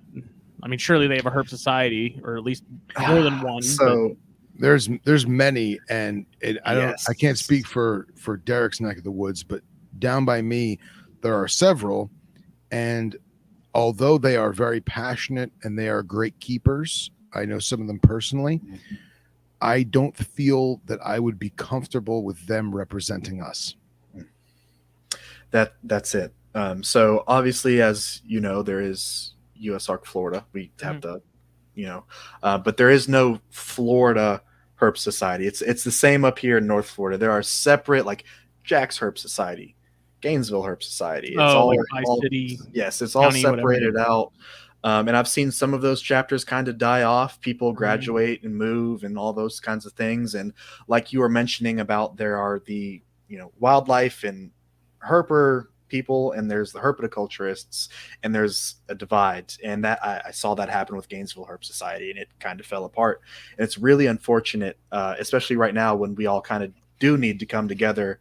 But there is also that really great point that Phil brought up, that a lot of these people aren't the best representatives of the industry in Florida. And I really wish that people would come, like some group of people would come together and establish a Florida Herp Society and be a great representative. It's really surprising that there isn't like a statewide one. And I mean, I understand like traveling from Phil's neck of the woods. It's a hike. That's a hike, but we are in the age of telecommunications, right? Zoom and things like this. Like, like I can't be there in person, but we can at least have someone streaming it and be there, and someone looking out for questions and things like that. So, I don't know. I think it's awesome if Rob and Jeremy, with this North Carolina, South Carolina thing, if they can make that big enough, I think that would be a good step to making a more legitimate sort of front. Sure. Yeah, they're doing really good work. At least setting a template for other people to expand on. Yep. Yeah. So as I guess the other question with the FWC thing, like as an agent, you would be dealing with more than just herps, and as far as exotics and stuff go. So does that mean you have to sort of be clued into the big cats and other weird, crazy stuff like that? Yeah, absolutely. So depending on what exactly I'm doing, I will have to be knowledgeable about regulations for not only class 1, class 2 crocodilians, but carnivores, cats, bears, things of that nature, hoofstock, elephants, zebra, all that stuff. But that is the individuals who deal with that aspect of it. Those are promoted positions. Okay. So if I get in and if I graduate from the academy, I will be a patrol officer. So that's dealing with fishermen, hunters, things like that, driving around on a 4-wheeler on a boat. Best job in the world. So when it comes to the investigator positions, so yes, if I'm fortunate enough to go through and get to these positions, I will be inspecting venomous keepers. I'll be inspecting zoos. I will be inspecting people who have elephants privately, cats, bears, you name it. So I will have to be up to date with all the you'll also be inspecting, Bob's Fish Emporium and Petco and PetSmart and everything. Exactly. So everything from canaries to, cockatoos. Yep. Yep. So it's a lot of information. Those guys do have to know a lot. And I, in my limited experience of being a license holder in the state, some of those guys, they walk around with the regulations in their hand because it's a lot. You almost have remember. to. Yeah, exactly. Think, it's so much. And I've seen them kind of flip through and make sure that, I'm not so sure about this. Let me look it up really quick.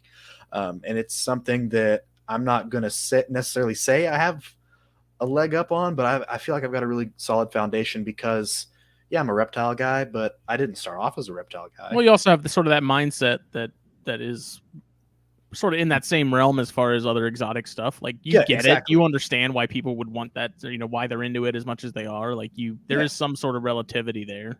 Mm-hmm. Absolutely. And I've got friends, like through my experiences working with my various organizations I've been affiliated with, I've got friends that are Class 1, cat keepers and all that stuff. I'm friends with the people who run an elephant facility outside of Gainesville and all this other stuff. So, I do have some baseline knowledge, but it's a lot those guys have to remember and have to deal with. Florida's its own planet. It is. It's wild. I never want to leave. Such a strange place, man. It is. I love it, man. Amazing. It's an amazing, amazing place. Like there's no news headline that I come across that surprises me about Florida anymore. You'd be like Martian lands in the Everglades and decides to like create some sort of weird alien possum hybrid and be like, yep. It's Florida. Like, of course. Yeah. Not even phased. If there's one thing I love almost as much as reptiles, it's this state. I absolutely love it. I don't ever see myself leaving, although I am deeply disheartened at the amount of development that happens in this state every day. You don't live by me, bro. Yeah, I couldn't. Dude, it's gotten so bad the past year and a half. It's atrocious. That's all we talk about is how many more people every week are flocking to my area and the prices of everything. Yep. It's absolutely insane. It's 10 pounds of shit in a 5-pound bag. That's literally it, dude. I've been living in this general region of Florida my entire life, and I'll use Gainesville as an example. It just expands and expands and is eating up all the small rural communities outside of it, and it's man, it hurts. It really hurts, and I hate to see the direction that the state's trending, but I'm hoping something changes. Yeah, it's happening down here a lot, man. Like a lot of people are getting out of the from out west and up north. They're migrating south, and can't say I blame them, but it is getting to the point where it's like even here in Beaufort, like it's growing like crazy. It's wild. I believe it. I absolutely believe it, and it's funny. It kind of reminds me of I won't say I'm fairly well known in my community, but like I'm the local snake guy. I live in a very, very small town. And I have put myself in a position through local word of mouth Facebook groups that, hey, snake, call me. I'm also licensed to do this. I'm not just some weirdo, and it's so funny. We'll get people, especially older individuals, that move to this general area and they freak out because, oh my gosh, I saw a coyote. Oh my gosh, wildlife. There's a rat snake in my chicken coop. And I'm like, if you can't handle it, get out of Florida. There's squirrels. Yeah, it's just you make them go away. Gosh, it's hard to bite your tongue sometimes on these Facebook groups. Like I got tagged in a post the other day where someone saw a bobcat in their yard, and I was like, "Oh man, this is awesome!" And then that would be really cool. I think that'd be freaking kick-ass. But of course, there's the comment, "Oh, I would have folded that thing with my 308." Yeah. And I'm like, dude, and gosh, and I'm fortunate to have worked with some of the individuals I've worked with because I've learned how to address people in a way that's maybe not so abrasive. I feel like a lot of people I feel like a lot of people in our circle, we get so passionate and so fired up that maybe, that passion comes through a little too strong. So like in that instance, I'm like, look, lifelong hunter, you saying this kind of shit doesn't portray the hunting community in a good light. Maybe ease off a little bit, bud. And it's just, gosh, these people. I'm sorry, it's just the natty light talking.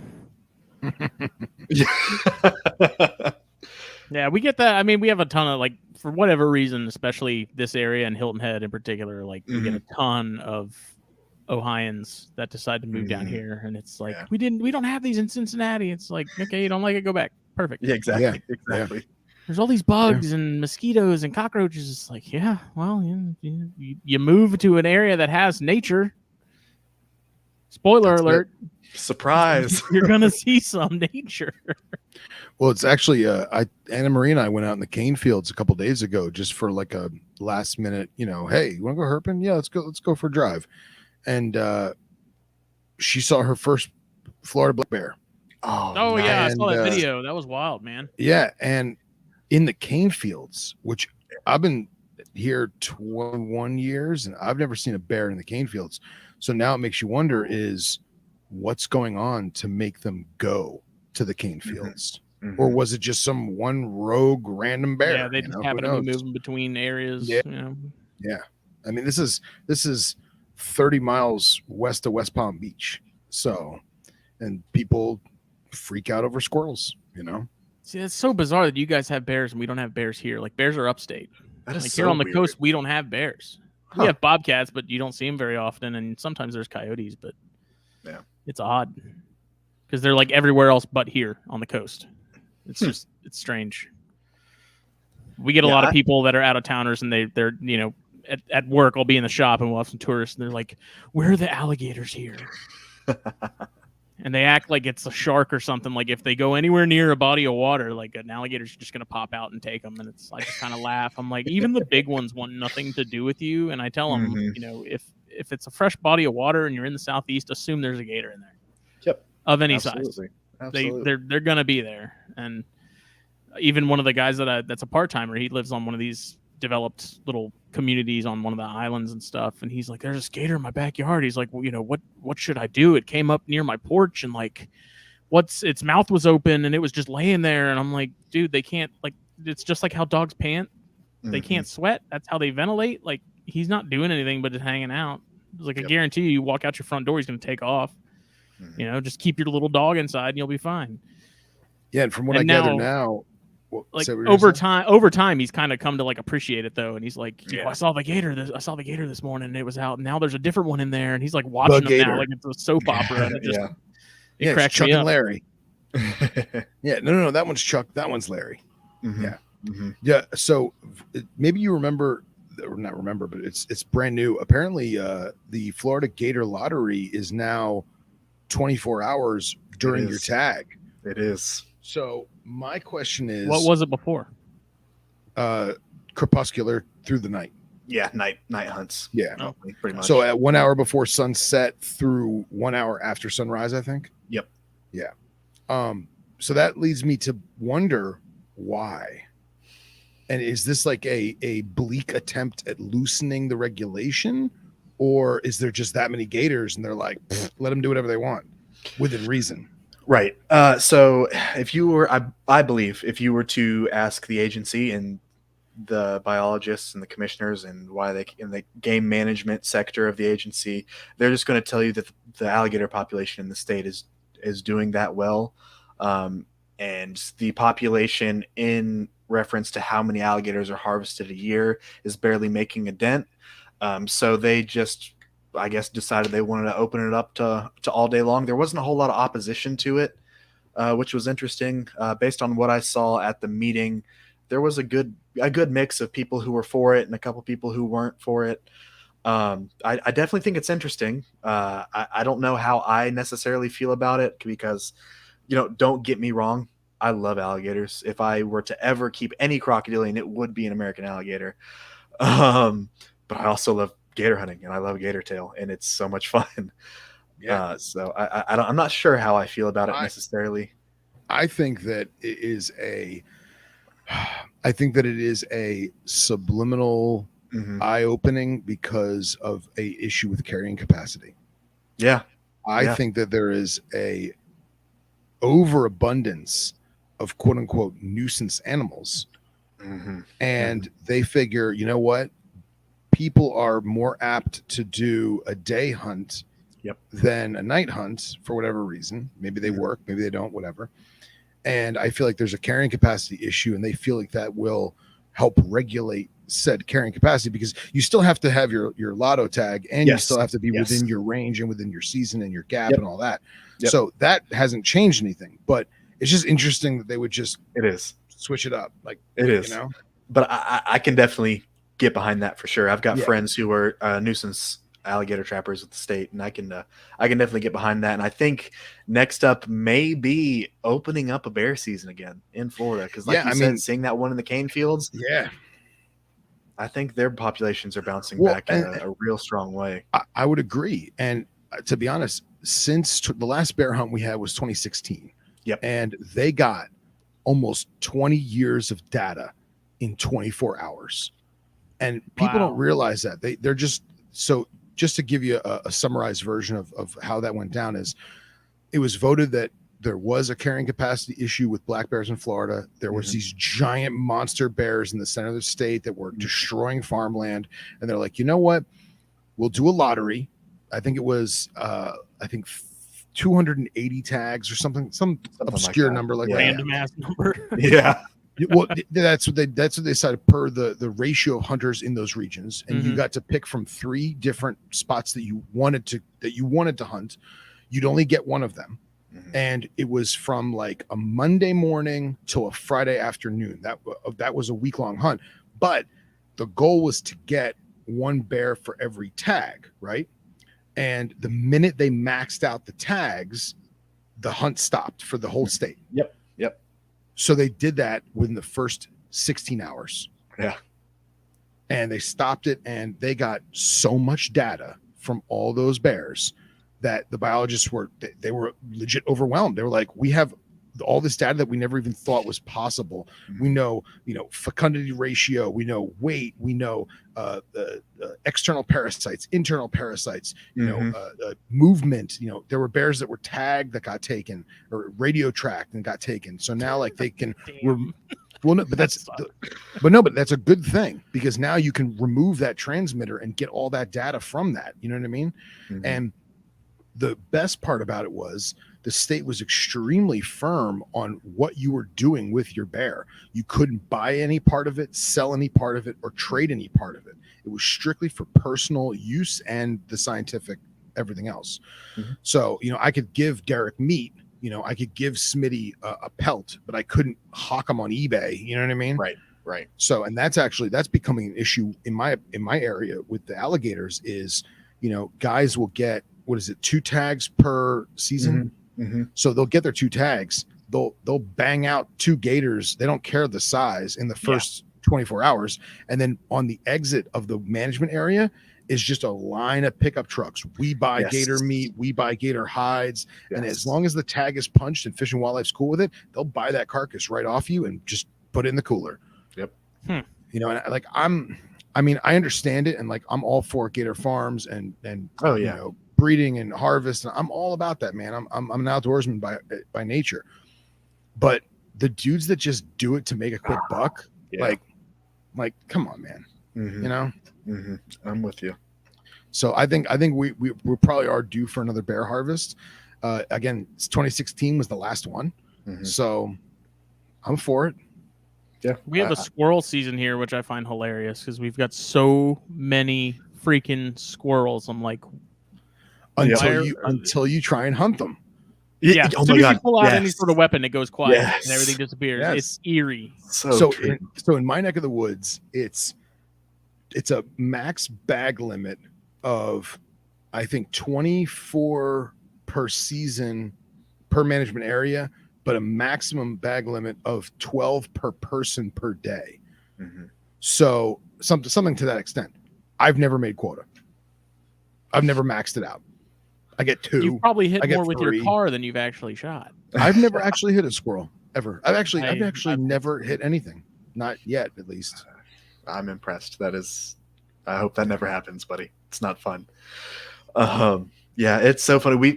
So we've got squirrel season here too. There's a season specifically for bobcat. There's all kinds of random stuff you wouldn't really think. And then there's open season on the most random shit too. Like I'm pretty sure, what was it? I was just looking at the other day. I think otter. I don't think there's a specific season for otter. It's just year round. Down by me, it has to be during general gun or small game.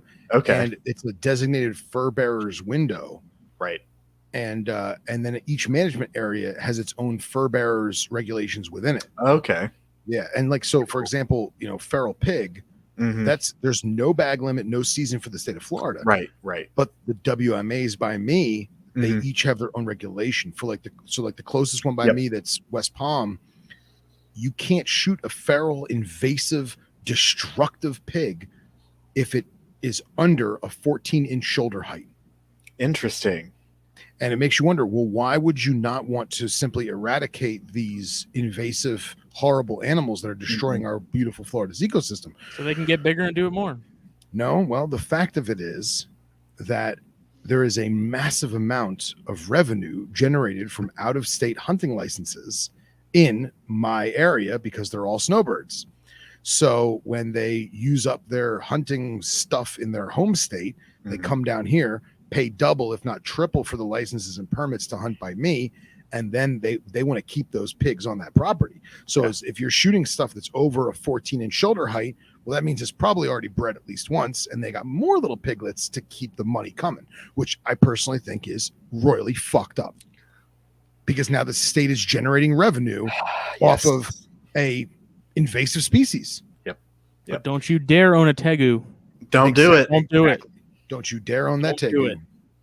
Don't you dare pluck that baby green iguana out of your backyard and give it to your 10-year-old child. No. God forbid. Oh, jeez. Against the law. I'm disappointed, Phil. I don't know. I'm not a hunter, so I just find it funny that there's squirrel season, and like I could literally bag like 30 of them just on my morning walk. Yeah, I never realized growing up that there was a particular season for squirrel either. I was just like, oh, cool, I can go shoot squirrels whenever. And I don't even like squirrel. I love small game season because small game season starts with general gun. So all these guys are all odorless, scentless, hiding in their tree blind, waiting for that beautiful tiny ass Florida whitetail. I'm just walking around the woods, casual as hell. Got my rimfire. Yeah, dude. Yeah, I'm just walking around. I don't care about my smell. I put a little cologne on. I'm upwind. I don't give a fuck. Cigarette in mouth. Oh yeah. That's it, dude. That's it. The best scent cover is a cigarette. Dude, and people think I'm crazy, but every single time I've ever gone turkey hunting, every single time I've had a cigarette or 2 or 10 because they can't smell. And every single time I have deer come up to me. And I'm in full camo, right? Full, no orange, no nothing, full camo. And these does walk over and they're like, "What are you?" And then I'll just do this. And just like raise my hand. They're like, "Oh shit." It's so funny because like working at a Bass Pro Shops for as long as I did, you talk to a lot of the old heads, and man, they go out in the deer stand, blue jeans and cigarettes. Oh yeah. And they're killing more deer than I ever have. In the case of Bud. That's it, buddy. The first actual physical on purpose deer hunt I ever went on was with one of my good hunting buddies from high school. And he had won a, all expenses paid archery hunt on this private ranch in North Florida. Nice. So he's like, "Hey man, it's me and an observer. You want to be my observer?" I said, "Sure, man. Hell yeah. A couple days in the woods. We'll bag a doe and call it a day." Well, he was explicit. You can't smoke. You have to. I'm going to give you the special shampoo to use. I'm like, okay, fine. What the hell are we doing? Well, I was like, I'll play. This is your hunt. I don't want to ruin your hunt. The whole time we were in that tree stand, he's dipping and spitting his dip out of the tree stand, and it's wintergreen. And I'm like, you're going to yell at me for my cigarette smoke, but you're literally sprinkling like Hansel and Gretel wintergreen across the landscape. Tell him you're smoking Camel Crushes. It's pretty much the same thing. Yeah, exactly. And that was the whole thing. And I said, we're in the tree stand. Yeah, he's like, "Dude, I don't know why there's no deer here." I was like, "Wintergreen. You stink like wintergreen." Oh, that's too funny. That's too funny. So never been a hunter. Got plenty of family that does. It's just never been my. Hey, look, I'll eat the hell out of venison and stuff. Like I ain't above eating it. I just don't want to be the one that has to kill it. To be brutally honest, some of my fondest outdoors memories is going small game hunting with a diversity of game, and then everything we got, we would just cook throughout the day, and we're gigging frogs and rabbit and squirrel and snipe and dove and but it's a bitch to do. It is. Yeah, I'd feel like a real asshole gigging frogs. Oh man, there's just something about impaling shit with a spear that I'm just like, this is not a quick death. It's like not. And I feel like an asshole every time, but I'm like, you know what? These legs weren't so damn good. tasty. If you weren't so damn flavorful. I know. Right? Yeah. No, yeah. I get that. I get that. What were you gonna say? No. Say what you're gonna say, Derek. No, I was just gonna say that I've just been on this kick for probably a couple of years now. When sustainability is a really big thing for me, and I want to eventually get to the point where everything I put into my body, I either grew or killed myself. So I'm just really trying to kind of dive into everything from small game hunting to whitetail. My absolute favorite is turkey hunting. I love turkey hunting, and also trying to work on my green thumb as well, which is easier said than done. Always. Oh man, did I ever tell you guys about the time me and a couple herper buddies were pig hunting and the Argentinian guys? Did I ever tell you this? I don't think so. All right, so me and a couple buddies, we would go out to this one ranch that's part of the wildlife management system, and it's a private ranch that basically they grant access to certain quota permit holders, and we got lucky. We pulled for that whole season. And so we would go out every, Saturday and Sunday. We'd shoot some snipe and, have some slugs just in case we came across a pig. Mm-hmm. And every weekend there were these Argentinian dudes in this white pickup truck, and they all drove up from Miami, and they spoke very, very broken English. Nicest guys in the world. And always were like, oh, you guys want a beer? You want some water? And we would go trade back and forth. And they always slayed pigs, man. They got like 4 or 5 every weekend. And we just couldn't figure it out. Well, one day we were cooking up some like scrambled eggs in the Dutch oven, and we had some bacon going, and it was good. We had some frog legs that we got the night before, and the one ringleader who spoke the best English, he comes over with this big Pyrex full of marinated pulled mojo pork. Oh. And he's like, you guys want to trade some eggs for some pork? And we're like, of course, man, of course. We got like 5 dozen eggs. Let's do this, We probably didn't have 5,000. I'm exaggerating, but we did that, and we're eating it. I was like, man, this is the best pork I've ever had. I was like, is this from that pig last week or the week before? He goes, the pig last week. It's from Publix, bro. It's from the grocery store. And I was like, long pig. Come on, man. Come on. He goes, oh no, man, those got summer sausages. They're in the freezer. I'm like, okay, all right. Nice. Had me going, man. That's funny. That's also one of the most Florida statements I've ever heard, too. Of course it came from a Publix. Yeah, he's like, no, man, it's from Publix. Yep. Oh, for those of you who are unaware, Publix is our major grocery store in the Southeast. They do have really good sandwiches. They have good everything. And their chicken's really good, too. Yeah, it's all good. Those chicken tender pub subs. Oh, man. That chicken cordon bleu. Chicken cordon bleu. Dude, I'm so bummed. The last 3 pub subs I got were chicken cordon bleu, and they always fuck it up, man. And like, and I know it's the one pub. You gotta get it's toasted, man. I know, man. It's all like mush and I don't know. I don't have that problem. It's definitely something you want to eat like as soon as you get it. You don't want to like let it sit for like a half hour, because then it definitely will be. See, my cheese coming out the sides. Oh. Yeah. My issue is I get the whole chicken tender sub and I eat half of it. And I'm like, you know what? I could eat more. And then I eat the full thing and I regret it every time. Yes. Oh, and then put some Frank's Red Hot on it. Oh, yeah. Oh, get out. Of course. Yeah, man. Oh.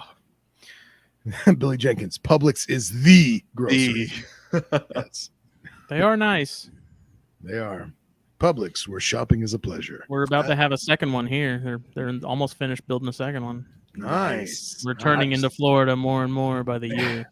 There's a road in Gainesville that I'm pretty sure every other plaza has a Publix. There's like 4, I swear, within a mile radius of each other. It's insane. That's awesome. Yeah, I love it. I fucking love it. That's good. Dude, that's how it's turning into, like the communities and stuff. Like they're going to be on the verge where they're just going to build walls around these communities, and it's going to have all that stuff inside of it. So people never have to leave those walls. Yep. It's going to be like The Walking Dead or The Village or something. Like it's literally going to be these own little like tiny nations of retirees. Hey, if it stops development, I'm here for it. Let's do it. Oh man. Oh, yep. Well, gentlemen, this has been a very interesting podcast, to say the least. It's been nice to catch up. Is there anything you guys want to touch base on? I don't think so. I think we're good, man. No, May anyone who's raffle. interested. Oh, yeah, the raffle. Absolutely. And keep up to date with RPI venomous handling courses for anyone who's interested. There will be more coming. Definitely let me know when you guys are having them and whatnot. And for sure. I may try and weasel my way in to be a fly on the wall. Let's do it. Yeah, absolutely. Yeah. Yeah, that'll be We're awesome. gonna paint him the same color as the wall and everything, so he just blends in and people won't even notice he's there. Have him stand next to the cages, but we have the cages like painted on him. And he's just in his underwear, just painted right there in the corner. And then the last like part of the class is he pops out because he's been there the whole time. Yeah, just put me in one of those big Mamba enclosures. It's just a cigarette. Yeah. The final test. The final test. Stay focused on the snake while Phil pops out of a corner. Yeah, exactly. Yeah. Oh, Publix builds a store for every 50,000 population. That makes sense. Wow, that's pretty cool. That's scary. That's a little depressing. Yeah, the more you see them pop up, it's like, well, yeah, that's. I've got 4 Publix within like 3 miles of my house. Oof. And I'll bet you every single one of them's damn busy every day. Swamped. Yeah. Every day, swamped. It's wild. Yeah. Well, Free Daddy, where can people find you? Yep. He needs to be the crotolid cowboy. Yes, he does. Is he frozen? I think so. Yes. Oh, Instagram is my social. We can hear you, but you can't hear. Yes. There we go. There we go. Oh, okay. Yes. Okay. So, my social media platform of choice is Instagram. You can find my page, Apex Arboreals. That's all my captive stuff. If you're more interested in wildlife and firearms, you can follow me at Crotalis Cowboy. And then my name is Derek Dykstra on Facebook for those of you who just want to be my friend. Aw. Free Daddy. So are we going to get to do a real quiz night at some stage? Yes, we will have to figure that out. Yes, 100%. Yeah, we'll definitely put that together. You know what? We should try and do that for next week. With like the raffle and everything? Hold on a second. No, next week's only the 23rd. Is it? Yeah. It is. Mm-hmm. Yeah. No, that's Memorial Day. No, Memorial Day is the 30th. Are you sure? I'm positive. Are you okay? I'm confused then. Yeah, Memorial Day is the 30th. Next week's the 23rd. We should do it. Okay, so then the raffle isn't going to be next week. It's going to be the following week. Yeah. So you have 2 weeks to get your slots still. There you go. Grab them up. We sold some while we were doing this show here, so. Hell yeah. Yeah, I saw a couple of people say, check PayPal. So that's awesome. You see where we're at now.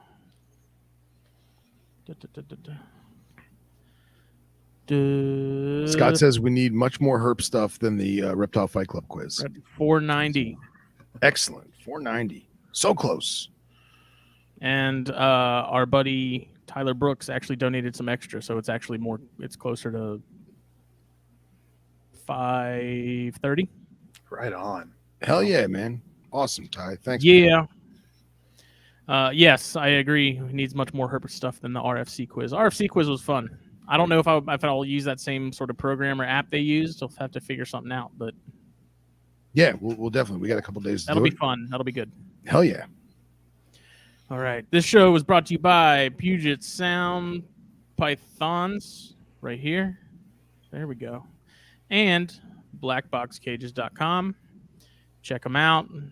Phil needs to get his cages set up so he can send pictures. I know. Oh, I know. And like I said, Jake and I are going to try and get a video out on his setups and stuff and talking about all the different models and stuff. We're just going to figure that out at some point here soon. Maybe this weekend. We'll have to see. Yeah. He's a busy guy.